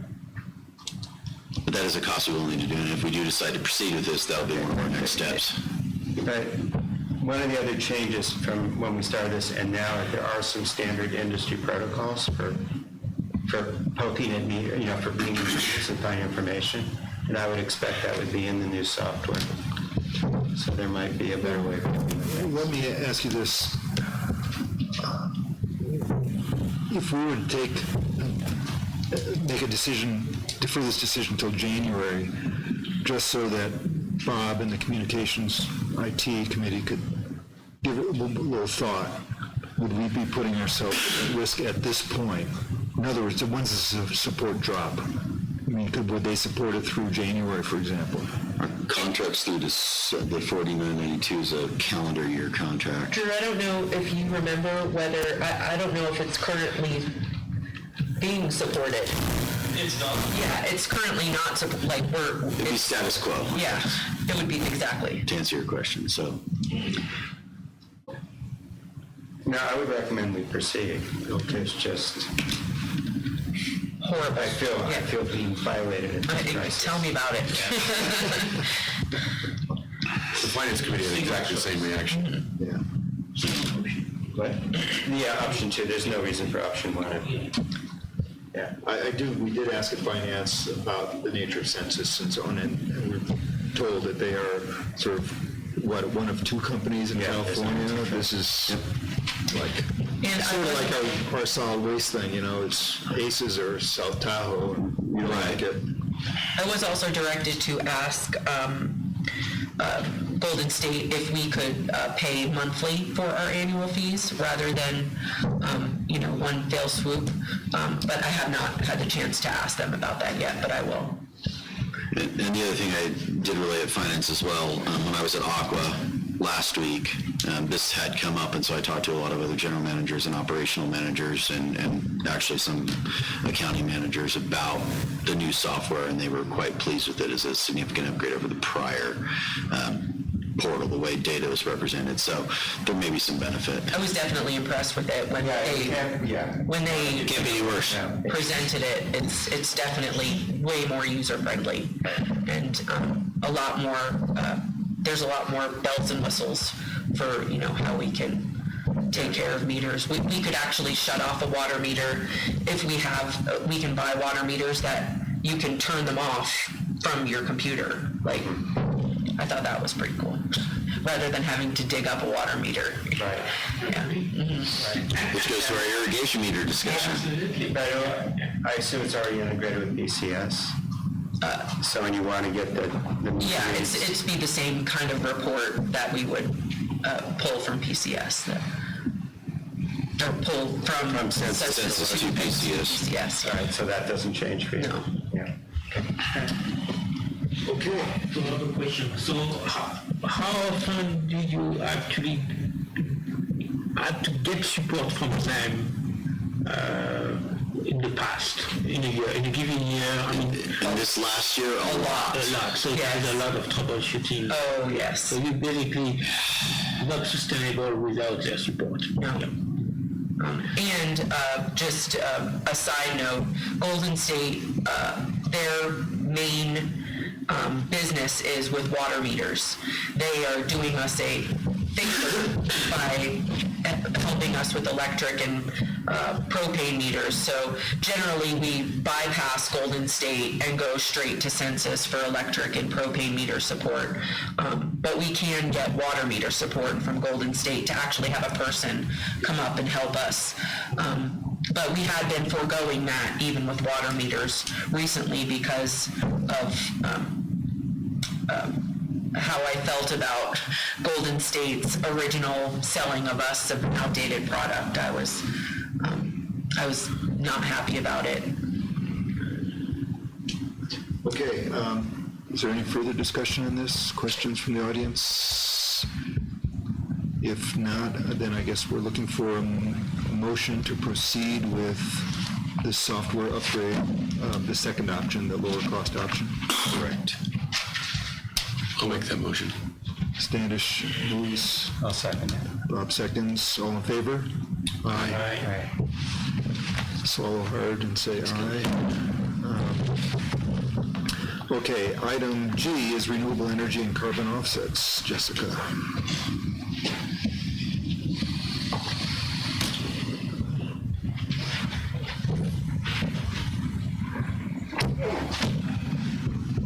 All right, so just an update now that the program has closed and we've got all the numbers in. So just for the benefit of just a reminder for everybody, the Renewable Energy and Carbon Offset Program was available from October 21st through November 18th. And this gave customers the opportunity to purchase RECs and or carbon offsets for the 12-month period from October 2018 through November 2019. There were a total of 37 purchases. 28 were for both recs and offsets, and 9 were for recs only. This was a bit less than what we expected. After a survey was sent out in August to gauge customer interest, we received 105 responses. 62 of those respondents indicated they were interested in buying recs, and 38 people were interested in buying propane offsets. So it's quite a bit more than what the actual numbers were. So to help increase participation next year, there's currently an option on campud.com for customers to be reminded for next year. They can click a button and get put on a list, and then I'll send them an email reminding them when the program will start. We'll publish newsletters in the months leading up to it, newsletter articles in the months leading up to it, and do email blasts.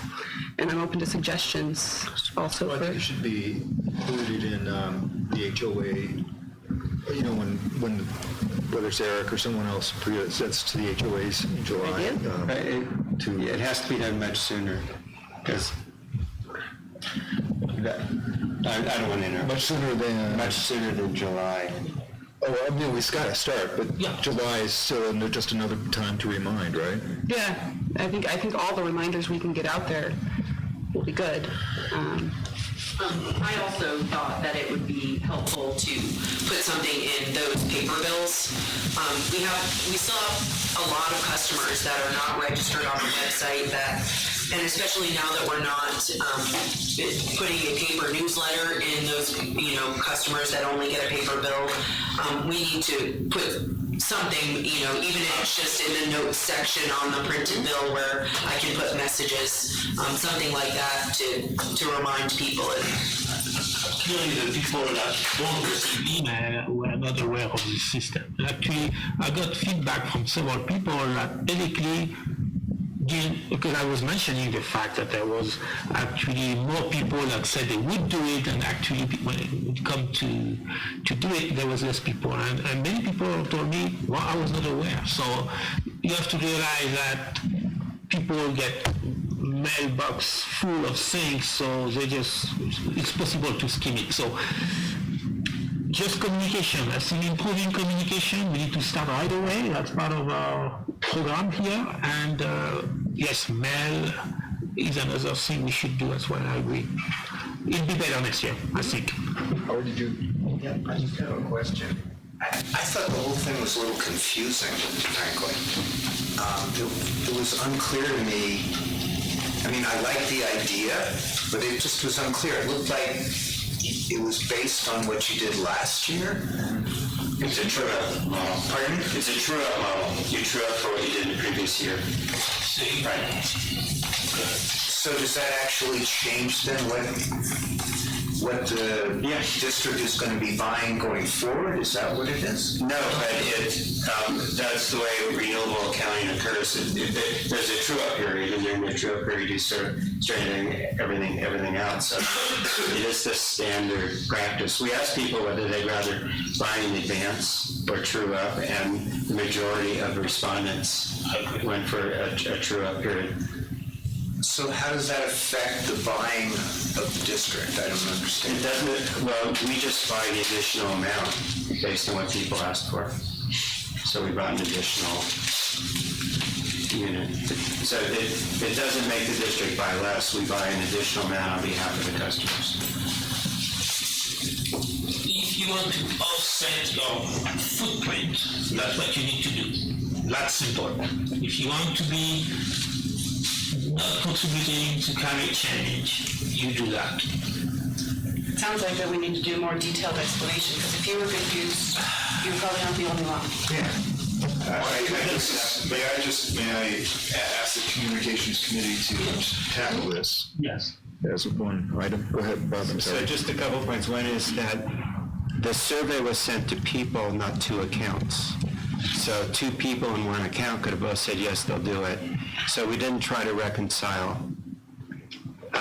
the difference between people and accounts. So that would, you wouldn't expect 100%, but that might explain part of it. Well, I also want to just point out that this all happened later in the year. I mean, this is a very quick rollout. Yeah, it was presented in August and then we got it going. And so to me, it was getting our feet wet, getting the process down, making sure it worked properly, getting things on the website. Thank you to Bob and Corey. And so now we can do a more thorough job as we had, starting early and continuing. So a couple of points I'd like to make. One is your bill, your monthly statement looks the same whether you participated or not, and I think that's a lost opportunity. I think there should be, for the people that participated, their statements should look different. There should be a reminder on that. One place to do that is the bottom of the statement shows a comparison last year versus this year. There could be a star on the previous year that says it was carbon-free or 100% renewable.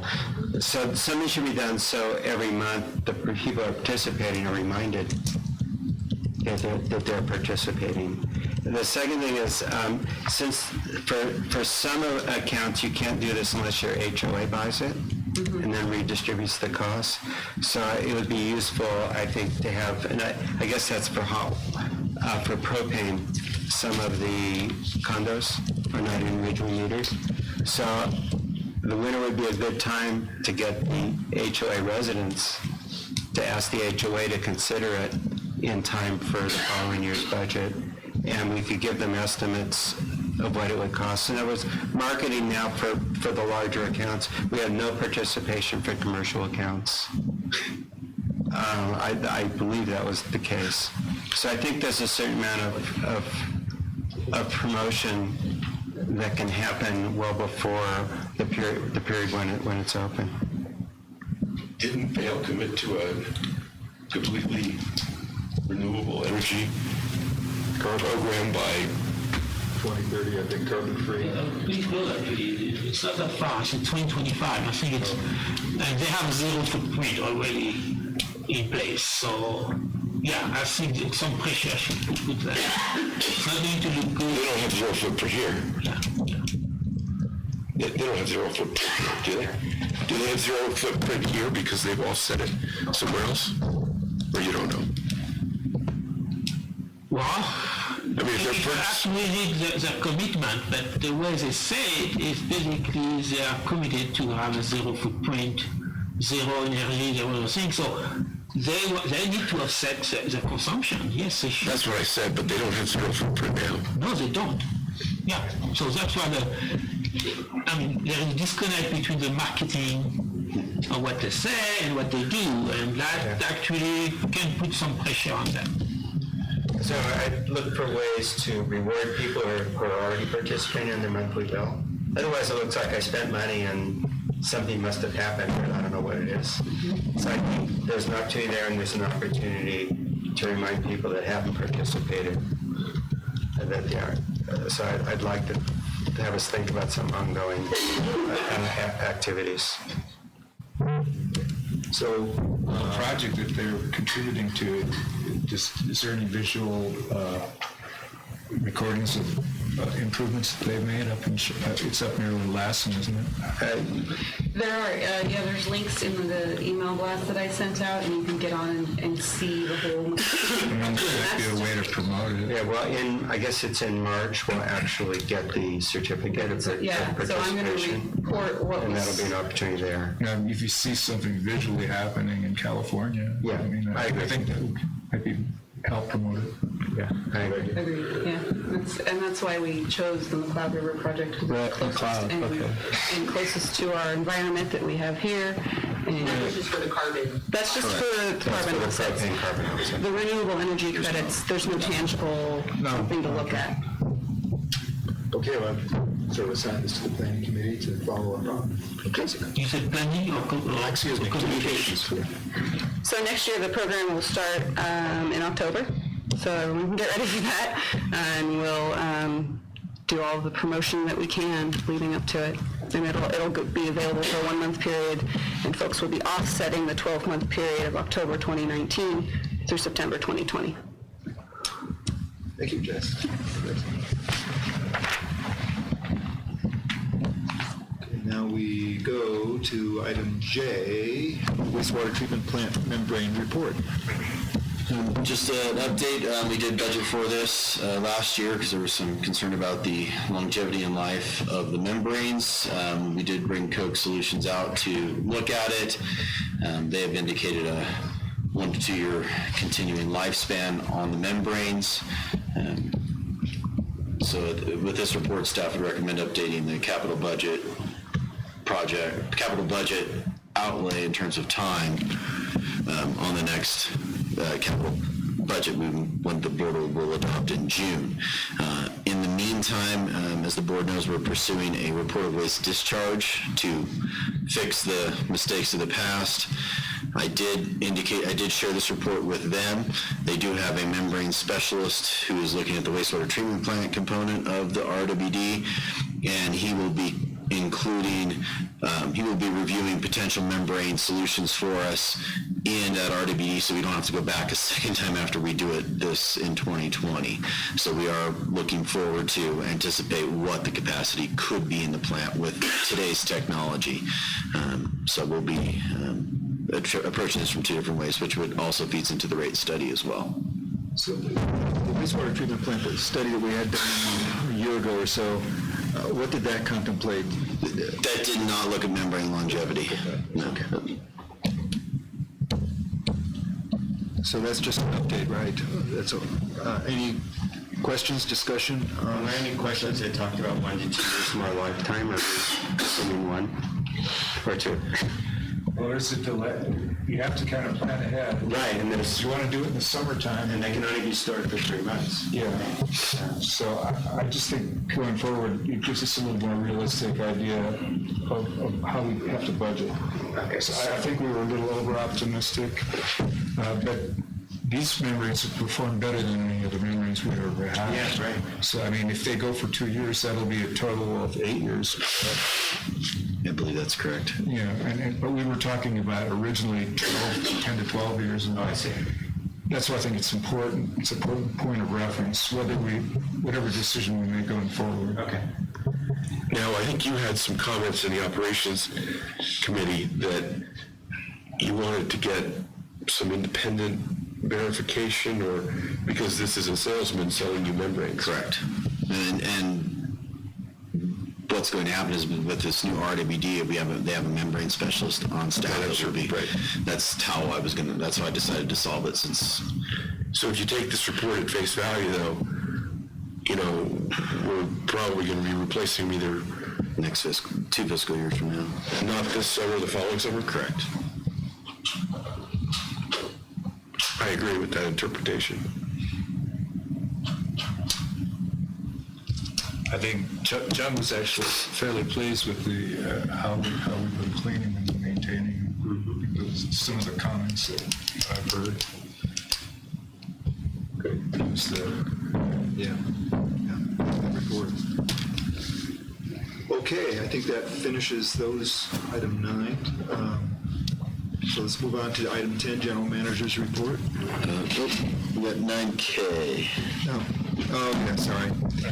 KVFD, use of dedicated funds. Rick. Yeah, well, briefly, this was discussed in both operations and finance. Since 2017, the summer festival has been focusing on generating funds for fire department equipment and, of course, seasonal labor.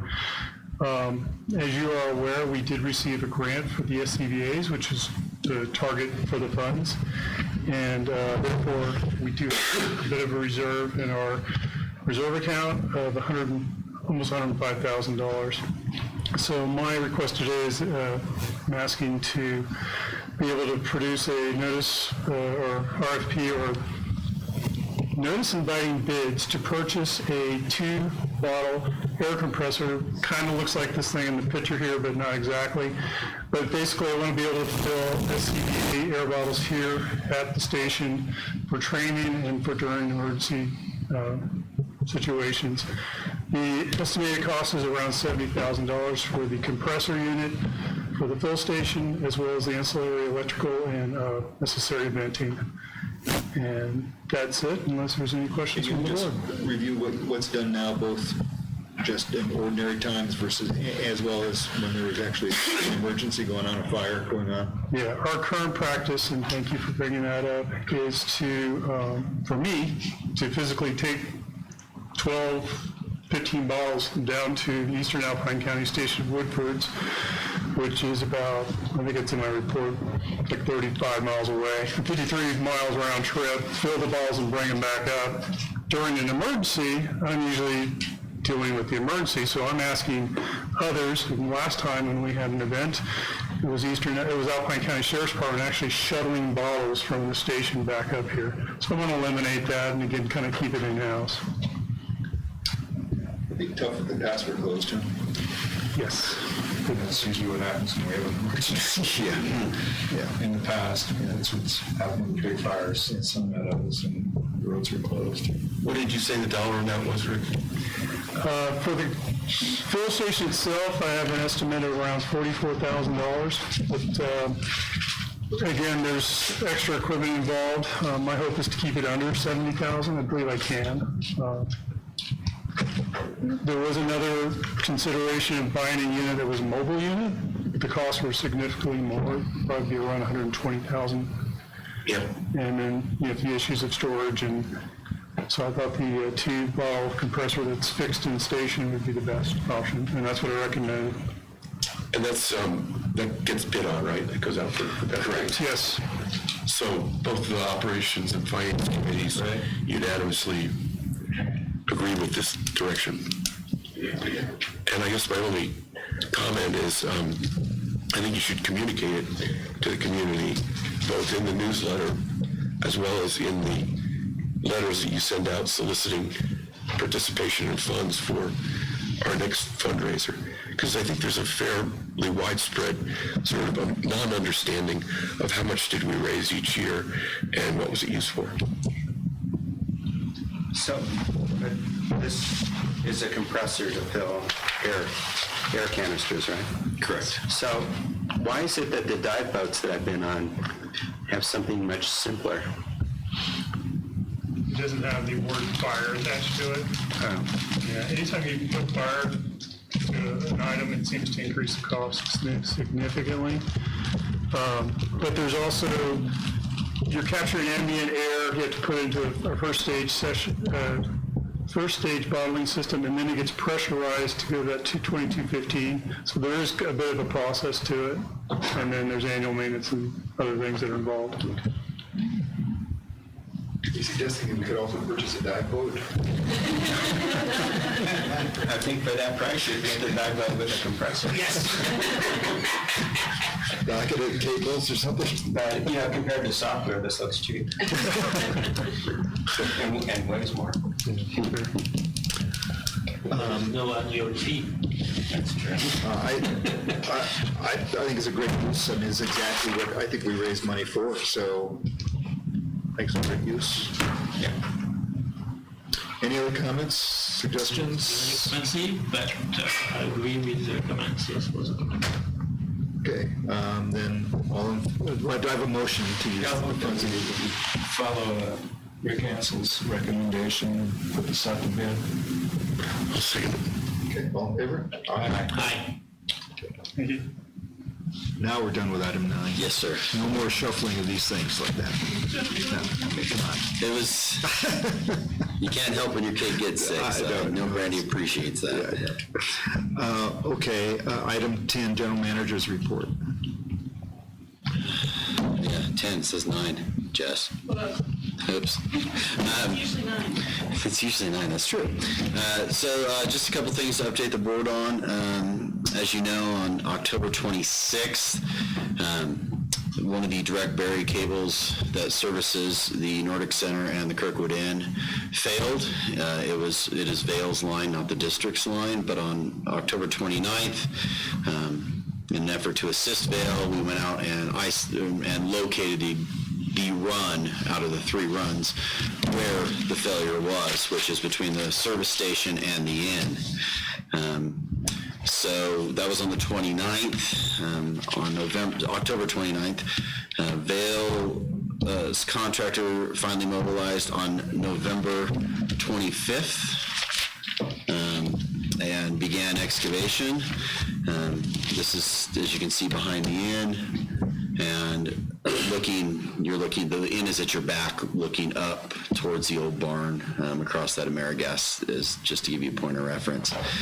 Unfortunately, weather, as you can see, and you'll note my inspector in the and district staff in the background, in the vests, they were digging right under that roof, which was about to shed, and so our district engineer directed no one from what district was to be near that until it shed or until they knocked it down, which they subsequently did, but it was a dangerous situation. But because of the snow and because of the delays on them getting a contractor out for nearly a month, they're still working on the project. And on the December 9th, Vail opted to cease efforts to build this to the district standards and instead keep it as a private line. I would say they were about 90% complete when they made that decision, but it's their line, so they have that choice. And so the district ceased all inspections relative to the trench and the conduit. They will be supposedly pulling cable on Monday and terminating. We will inspect that because we do own the transformers, just not the line. We will be observing their landing of that, landing of those lines. They will have to perform a continuity test from the old hotel, the old motel, sorry, not hotel, the old motel, all the way to the inn. So they have two lines to do. One's an existing line they have to do a test on, and one's the new line they just installed. Assuming that goes well, then we could be ready to re-energize by Tuesday. Given the weather, I don't know that they're out there working right now, so I don't know if that schedule still holds. But again, the district is no longer involved in it. What was left to be done that would be at the time that it was terminated, there was 45 feet of trench left to be slurried. They would have had to remove a foot of native material they put in without compaction testing, which we require. And we offered them the option to peel that back, and they were installing slurry everywhere else, and they had more trucks than they needed, so they had extra slurry already. We offered them the opportunity, instead of waiting for a compaction test and reworking it, that they could peel that material back and slurry to the top of the sand. We were confident that the sand was compacted adequately. They opted not to do that. Okay. Do we wish they had done it so that we could take ownership if... The district was willing to take ownership if it was built to our standards. The district takes no position on which way they should have done it. Okay. But now El Dorado County inspection is involved, not us, and so when they can get their inspector out, their building inspector out for a private electric line, I don't know. Okay. The hope was today, but again, I don't know about that. Right. If it actually occurred or not. Okay. A couple other things on the list there. Just update, unless Stanish is going to update on playground, I could just do it quick, or you can do it. You do it. So the playground committee is quite active. There are a lot of emails going around, a draft survey's going around. I know Bertrand and I got the comments back. There was a disconnect. Completely my fault. I always type BE when I'm sending an email to Bob Epstein, because that's how he comes up in KMPUD. It's B Epstein. Unfortunately, Bertrand is also BE, and somehow Bertrand got on the email course because his email is Bertrand. And anyway, I sent an email out to the committee. Bob didn't get on the original email, Bertrand did, and Standish did. So now all these emails will be going back and forth with Bertrand. There's been no Brown Act violation yet, but it may be a consideration of the president to gauge interest if Bob wants to step off and let Bertrand take it, or if we want to make the switch back, and that would be a consideration for you to make. So maybe a question to my two BEs: Are you fine with switching, or do we want to switch back to the original appointed committee? I would like to switch back to the original committee. Bob's, I mean, it was was a very interested party initially, and I was surprised, and I got on that and said, okay. But I appreciate your comments, they're very good. So if that's okay, then I will make the correction, because now you will be BP, no longer BE, because you have your PUD email So address. now that I have this official email, it won't happen again, because you are BE and I'm BP. Correct. No, I got the same problem with Eric with a K and Eric with a C. I just type in ER for you, it's easy, it just pops right up.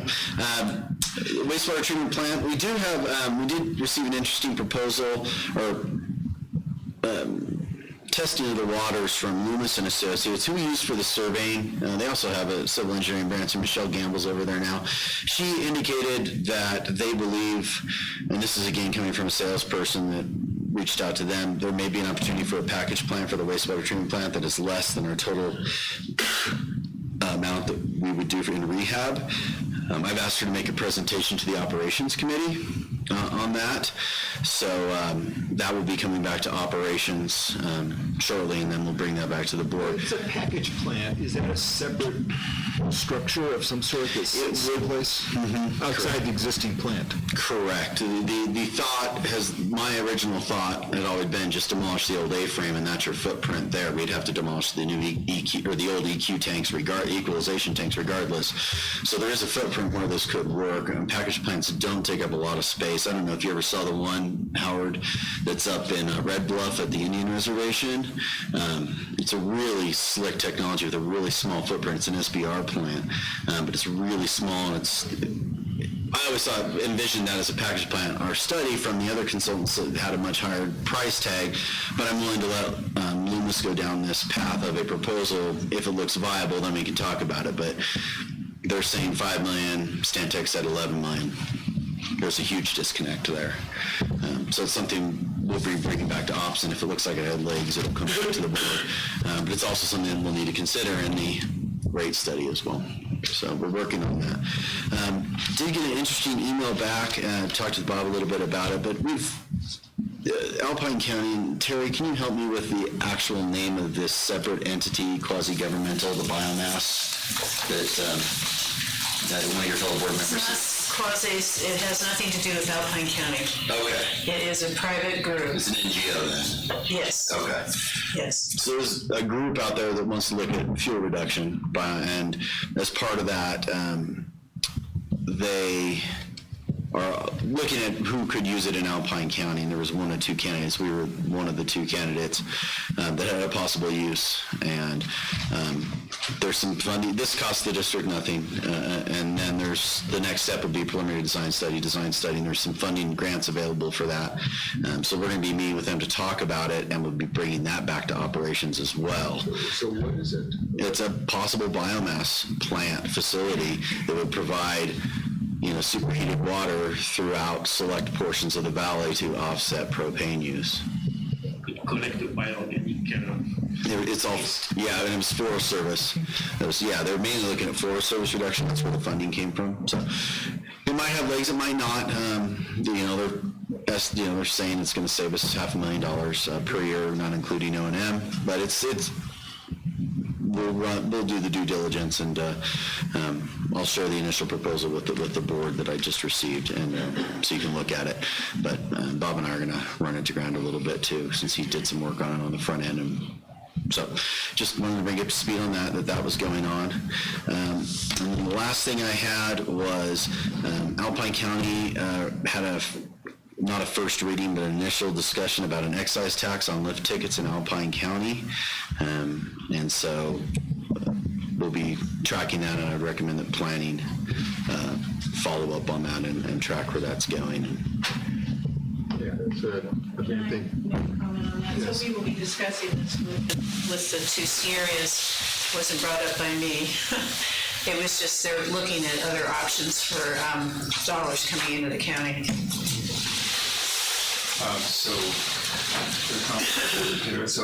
I've suggested that this the planning committee track that one. It's a kind of a government relation kind of a thing, and in particular because it might ultimately have to affect our ability to do other things we want to do financially.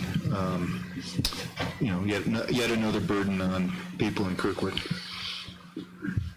So is there documentation? There was the initial report that I will share with the planning committee, and then I can send it to you earlier, Jess, you have the packet from Nicole. I'll make sure she sends that out to you, and Peter, correct?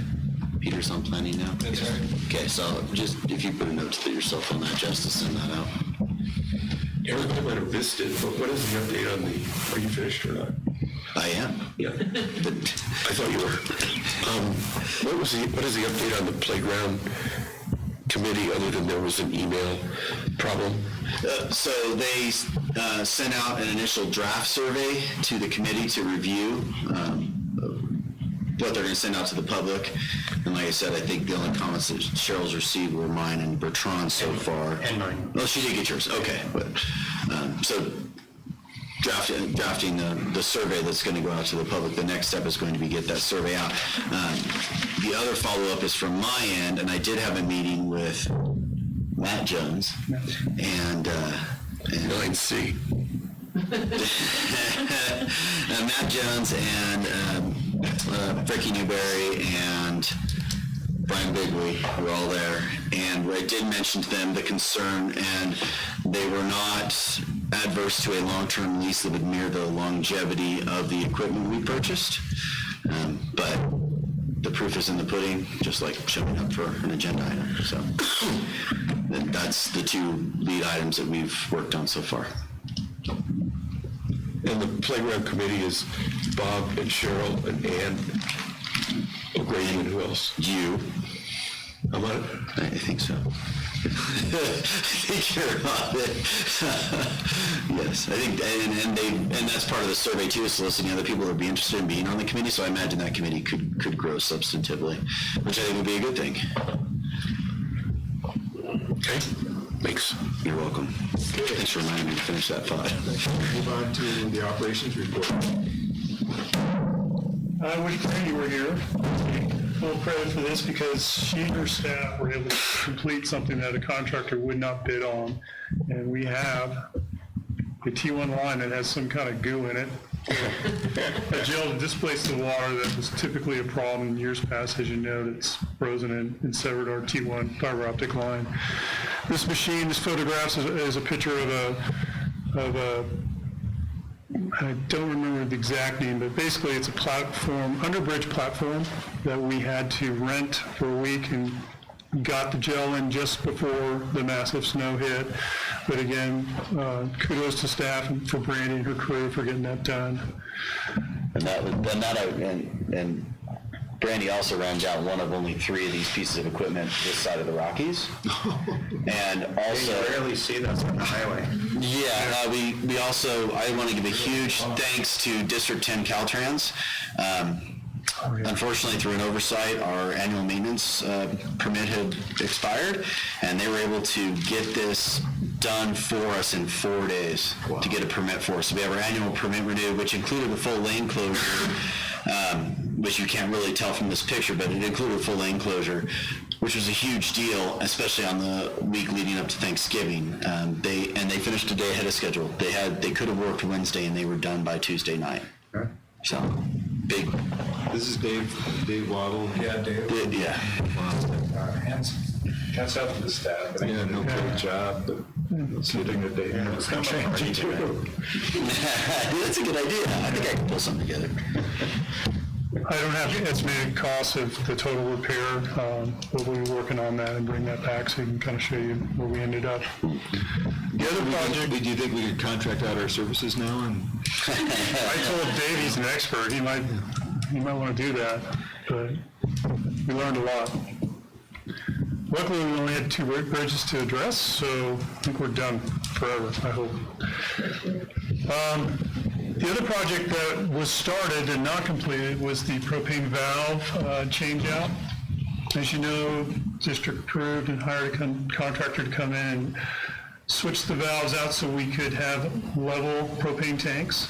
Unfortunately, due to weather and contractor issues, they pulled off the project, so we are currently going to go through this winter doing what we did last year, is to hand transfer the load between two tanks, which creates an issue for snow removal, because we have to maintain, basically get to what you can see right there, those valves, on a weekly basis. So, but we feel that the work that was done to this point will get us through until next, probably May, I think it's May 31st, what we said as a deadline? June 30th. June 30th, for the contractor to come back and complete the project. But just want to give you an update where we are with our propane valving. Do we believe we can avoid that kind of tunnel that you had last year? Yes. Yes. We will avoid that tunnel we had last year. That was pretty sketchy. Yeah, scary. Yeah, we've moved some snow stakes, and we're able to actually bucket the snow out and blow it out more efficiently now on both sides. And the fact that we are not stealing generally propane for staff for snow removal, they are taking care of their own snow removal, which includes the powerhouse, which is being kept up as well too, behind the radiators. Great. Unless there's any other more questions about propane, as you know, we had a huge start to winter. Normally, we'd like to see 1 foot or 2 footer come in and let our new operators, we have 4 new operators, cut their teeth on how to drive a trackless machine and blow snow, hopefully not into buildings, cars, people's walkways, and et cetera. But this one came in really hard, really cold at first, really heavy, wet at the end. It created huge issues for snow removal staff. One, it created an ice layer on the snow that if you push a little bit of snow or try to blow a little bit of snow, it actually pushed the piles around. So we didn't lose any operators, new operators after this event, but we certainly learned a lot, and it took us several days to clean up, and also we had to give staff time to rest because there was, of course, the timing didn't work with our payroll calendar. We had to manage our overtime and our staff. It's hats off to some of the salary staff that worked tremendous hours to get things done, and we're certainly going to continue to improve on our operations. And not only does that impact snow removal for the community, but it does impact our operations. All the equipment that was left out that we thought was safe, or we could move it tomorrow or next week, got buried. So propane valves, items around the treatment plant, as well as the powerhouse, just creates a lot of work, but we felt like we got caught up this week with some clear weather, and we're right back at it. How did our equipment do? Right out of the gate, we lost 3 tracklesses and had an issue with the RPM blower, which was not associated with anything we did. It was the Holt of California. When we purchased the screens for the RPM, the big blower, which we typically don't put the big blower on until January, we pulled it out this weekend. But we had zip ties and things keeping the monitor on the windshield of the loader, which worked for about half a day. Then it fell off, and then we had to kind of re-rig it. In fact, we've got it to a point where we've got 2 permanent mounts, and as we were having this meeting today, Holtz drove back into the valley to hopefully complete that task. But we scabbed it together, and so the second storm cycle came through. We were able to bring back 1 trackless, and then today I hope to have 5 tracklesses, with 1 still beyond us. It's a software programming. It's on T6, our newest machine, and so Tom's been on the phone, our mechanic, on a daily basis trying to resolve that issue, so we can have at least 6 machines going into, as what we know is going to be a busy holiday break, especially if the weather lines up as NOAA's indicating. Wow. Software. And also, 3 of our blades are failing. 2 are new, and so those are warranty issues, and we're screaming at the vendor right now. And so, yeah. And we're discovering, we're finding issues. The only way you can find them is if you move the snow, and that's what we're doing. Finally, just a word of caution. This was from 2 days ago. Clear, dry, sunny road. Don't know how this guy rolled his vehicle. Luckily, he was unharmed. But We did attend 2 Caltrans meetings in the last month with District 10, and also a conference call with them. So Caltrans has our attention. I think it's a direct effect from the letter that the district sent, as well as the resort, saying, you know, we care. If you need our mechanics, we're welcome to share. You need our parts. If we can communicate things to keep the highway open, or get the message out when they're going to open it, whether they're going to shuttle cars in or out. So it's been very, very good. And as you know, notice the reader boards, it says no gas at Kirkwood, as what Eric talked about before. Yeah. Whenever you ever see the Caltrans sign reflects something that is a priority. Anyway, but I said I couldn't and knew about it. Yeah. So again, I think we have Caltrans' attention, and hopefully we can keep that momentum forward, that motivation forward. Momentum going, I guess is what I'm trying to say.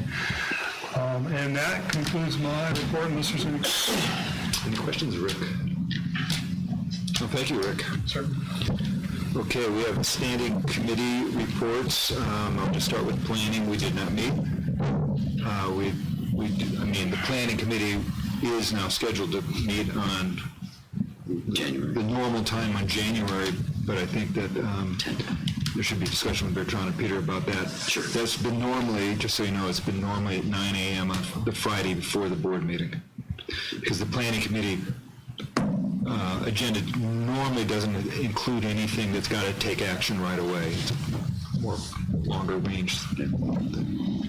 I just had one item for planning is we did get a preliminary report from MECM on heat pumps, which was more encouraging than the first report. Oh. And so I think there will be a desire to follow up on that and try to figure out is there a next step that we could make work. And then it'd probably be a good idea for Bertrand to get a copy. Yes. So maybe you can take care of that.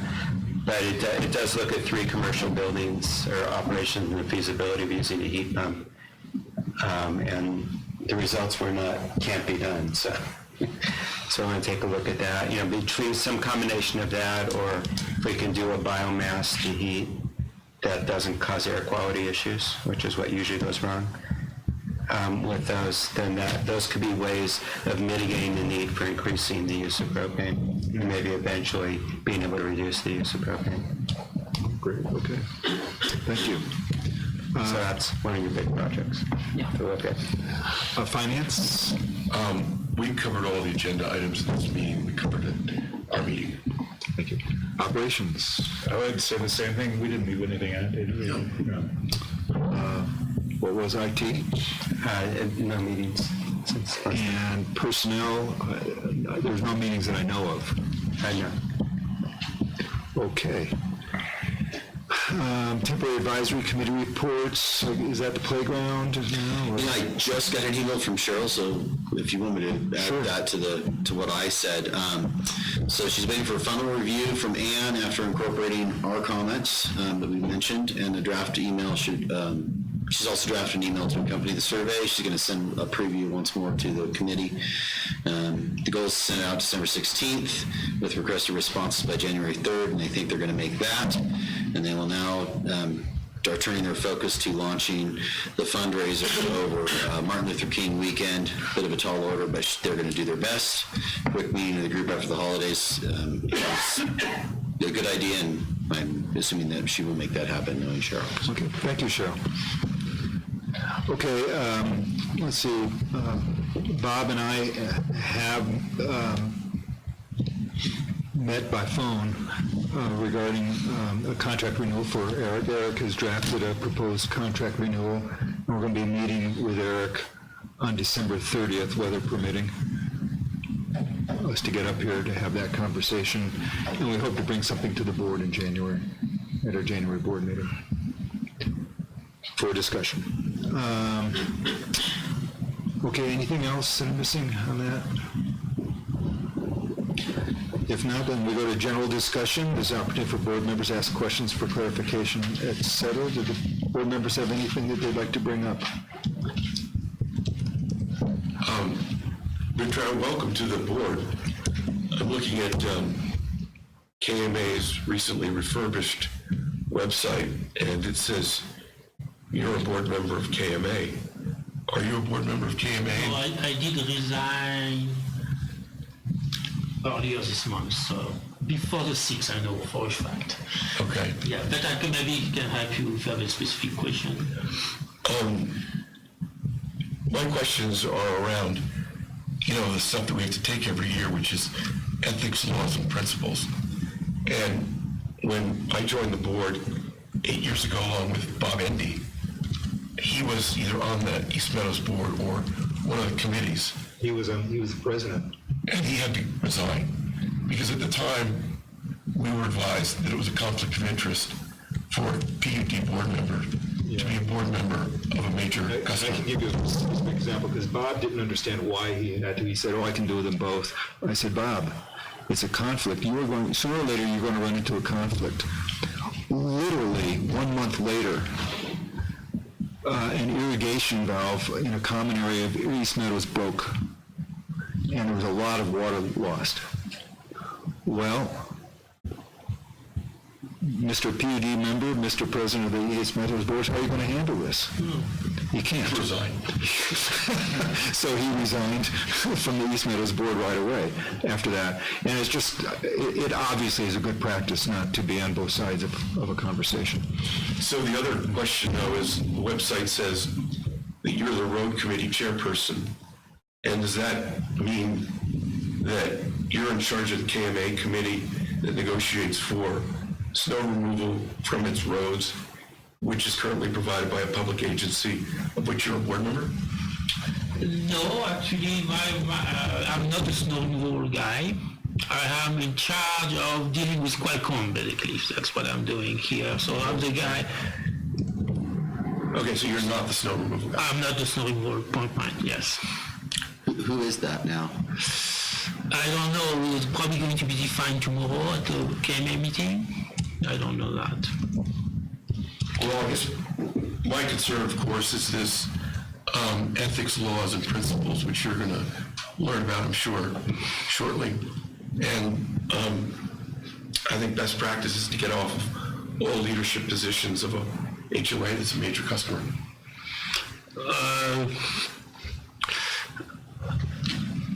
Okay.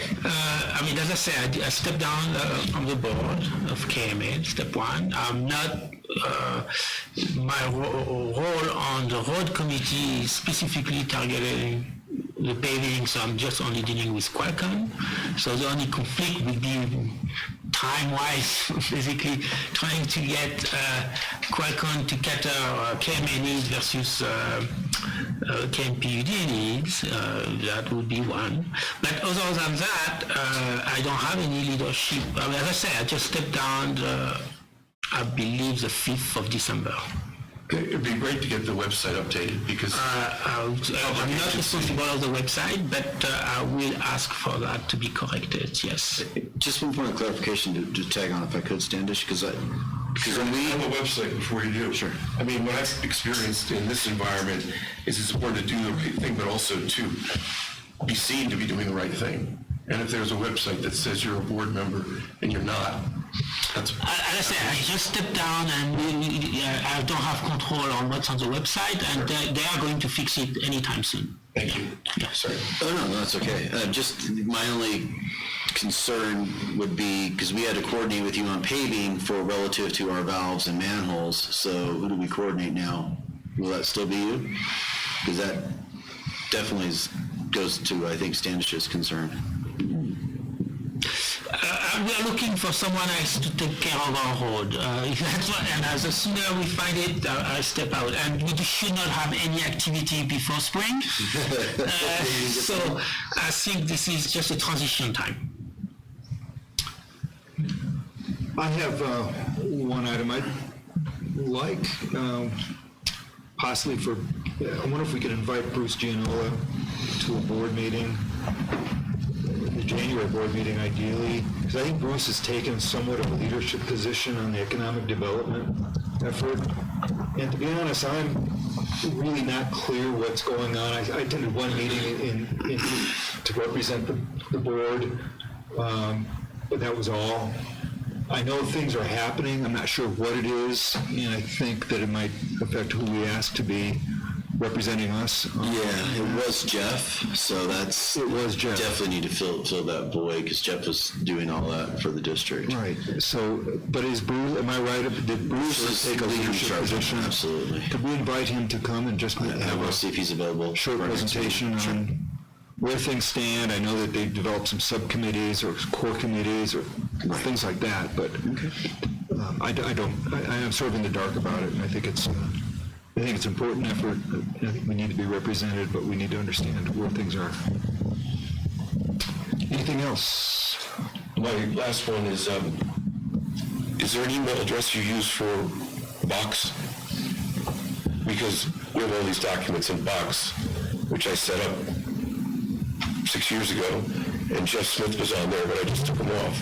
Would you like to be on the Box distributions? Yes, please. Okay, I mean, for the... He has a key. I would use the official email I just got, which is bperoud, BPERROUD,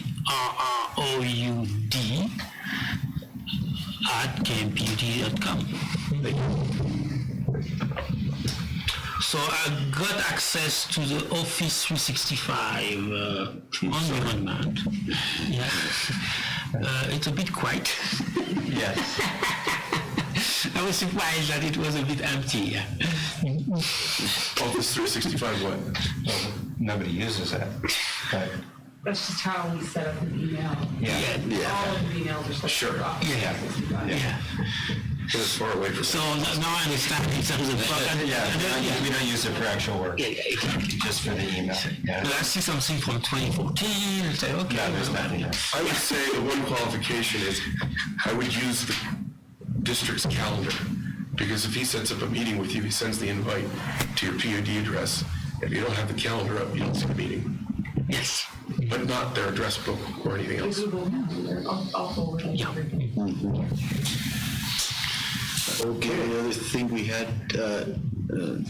was, since we approved 9I, we are going to have a special meeting on February 1st, so I would recommend that we cancel our regular meeting February 8th and have our meeting February 1st just to cover everything. Includes this meeting week back to back on 2 consecutive weeks. Okay, and I won't be here on either day. Okay. Either the first or the 8th. And I won't be here on the 1st. Kelly. Just one thing also, we will be having to update the signature cards with Bank of the West, since Jeff is now no longer on the board. So that is one thing that Do it January's meeting. Okay, well, we have 2 people who cannot attend on February 1st, 1 who cannot attend on February 8th. I guess an option is to have just an emergency meeting for February 1st.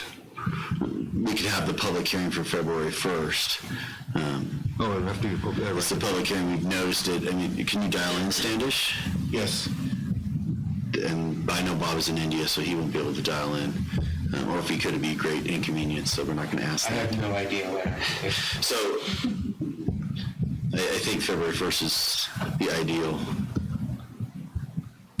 Well, it seems like we don't have much choice if we want to get this. Just because it's a public hearing and we approved it under 9I as the public hearing, we do have to have it then. We can't have that portion on the 8th. So we could physically have it, another meeting on the 8th, but there'd be, I'm just loath to waste your time and staff's time 2 consecutive weekends. Well, I wasted. You could be out skiing, Standish. Yeah. We need the meeting on the 1st. And you're suggesting we have the full meeting then? Correct. If Standish can call in, then I was going to be at the 8th anyway. Right. Excuse me, why process all this?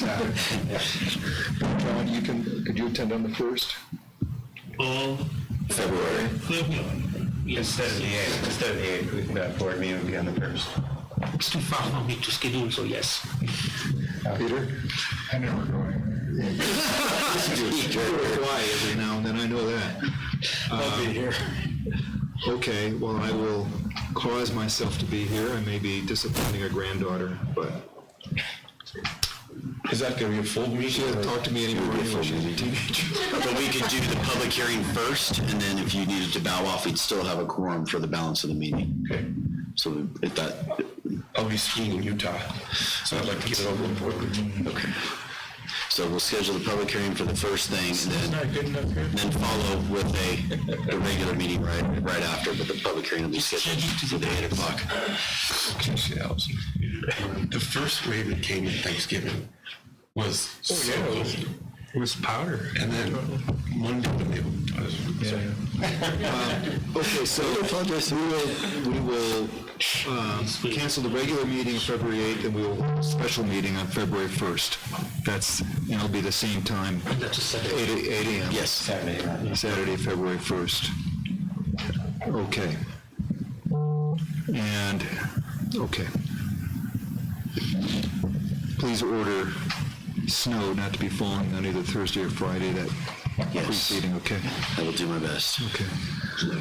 Okay, we will now retire to a closed session. We will be coming back into open session following the closed session. This is for a closed session regarding fringe benefits in accordance with Government Code, paragraph 54957.6.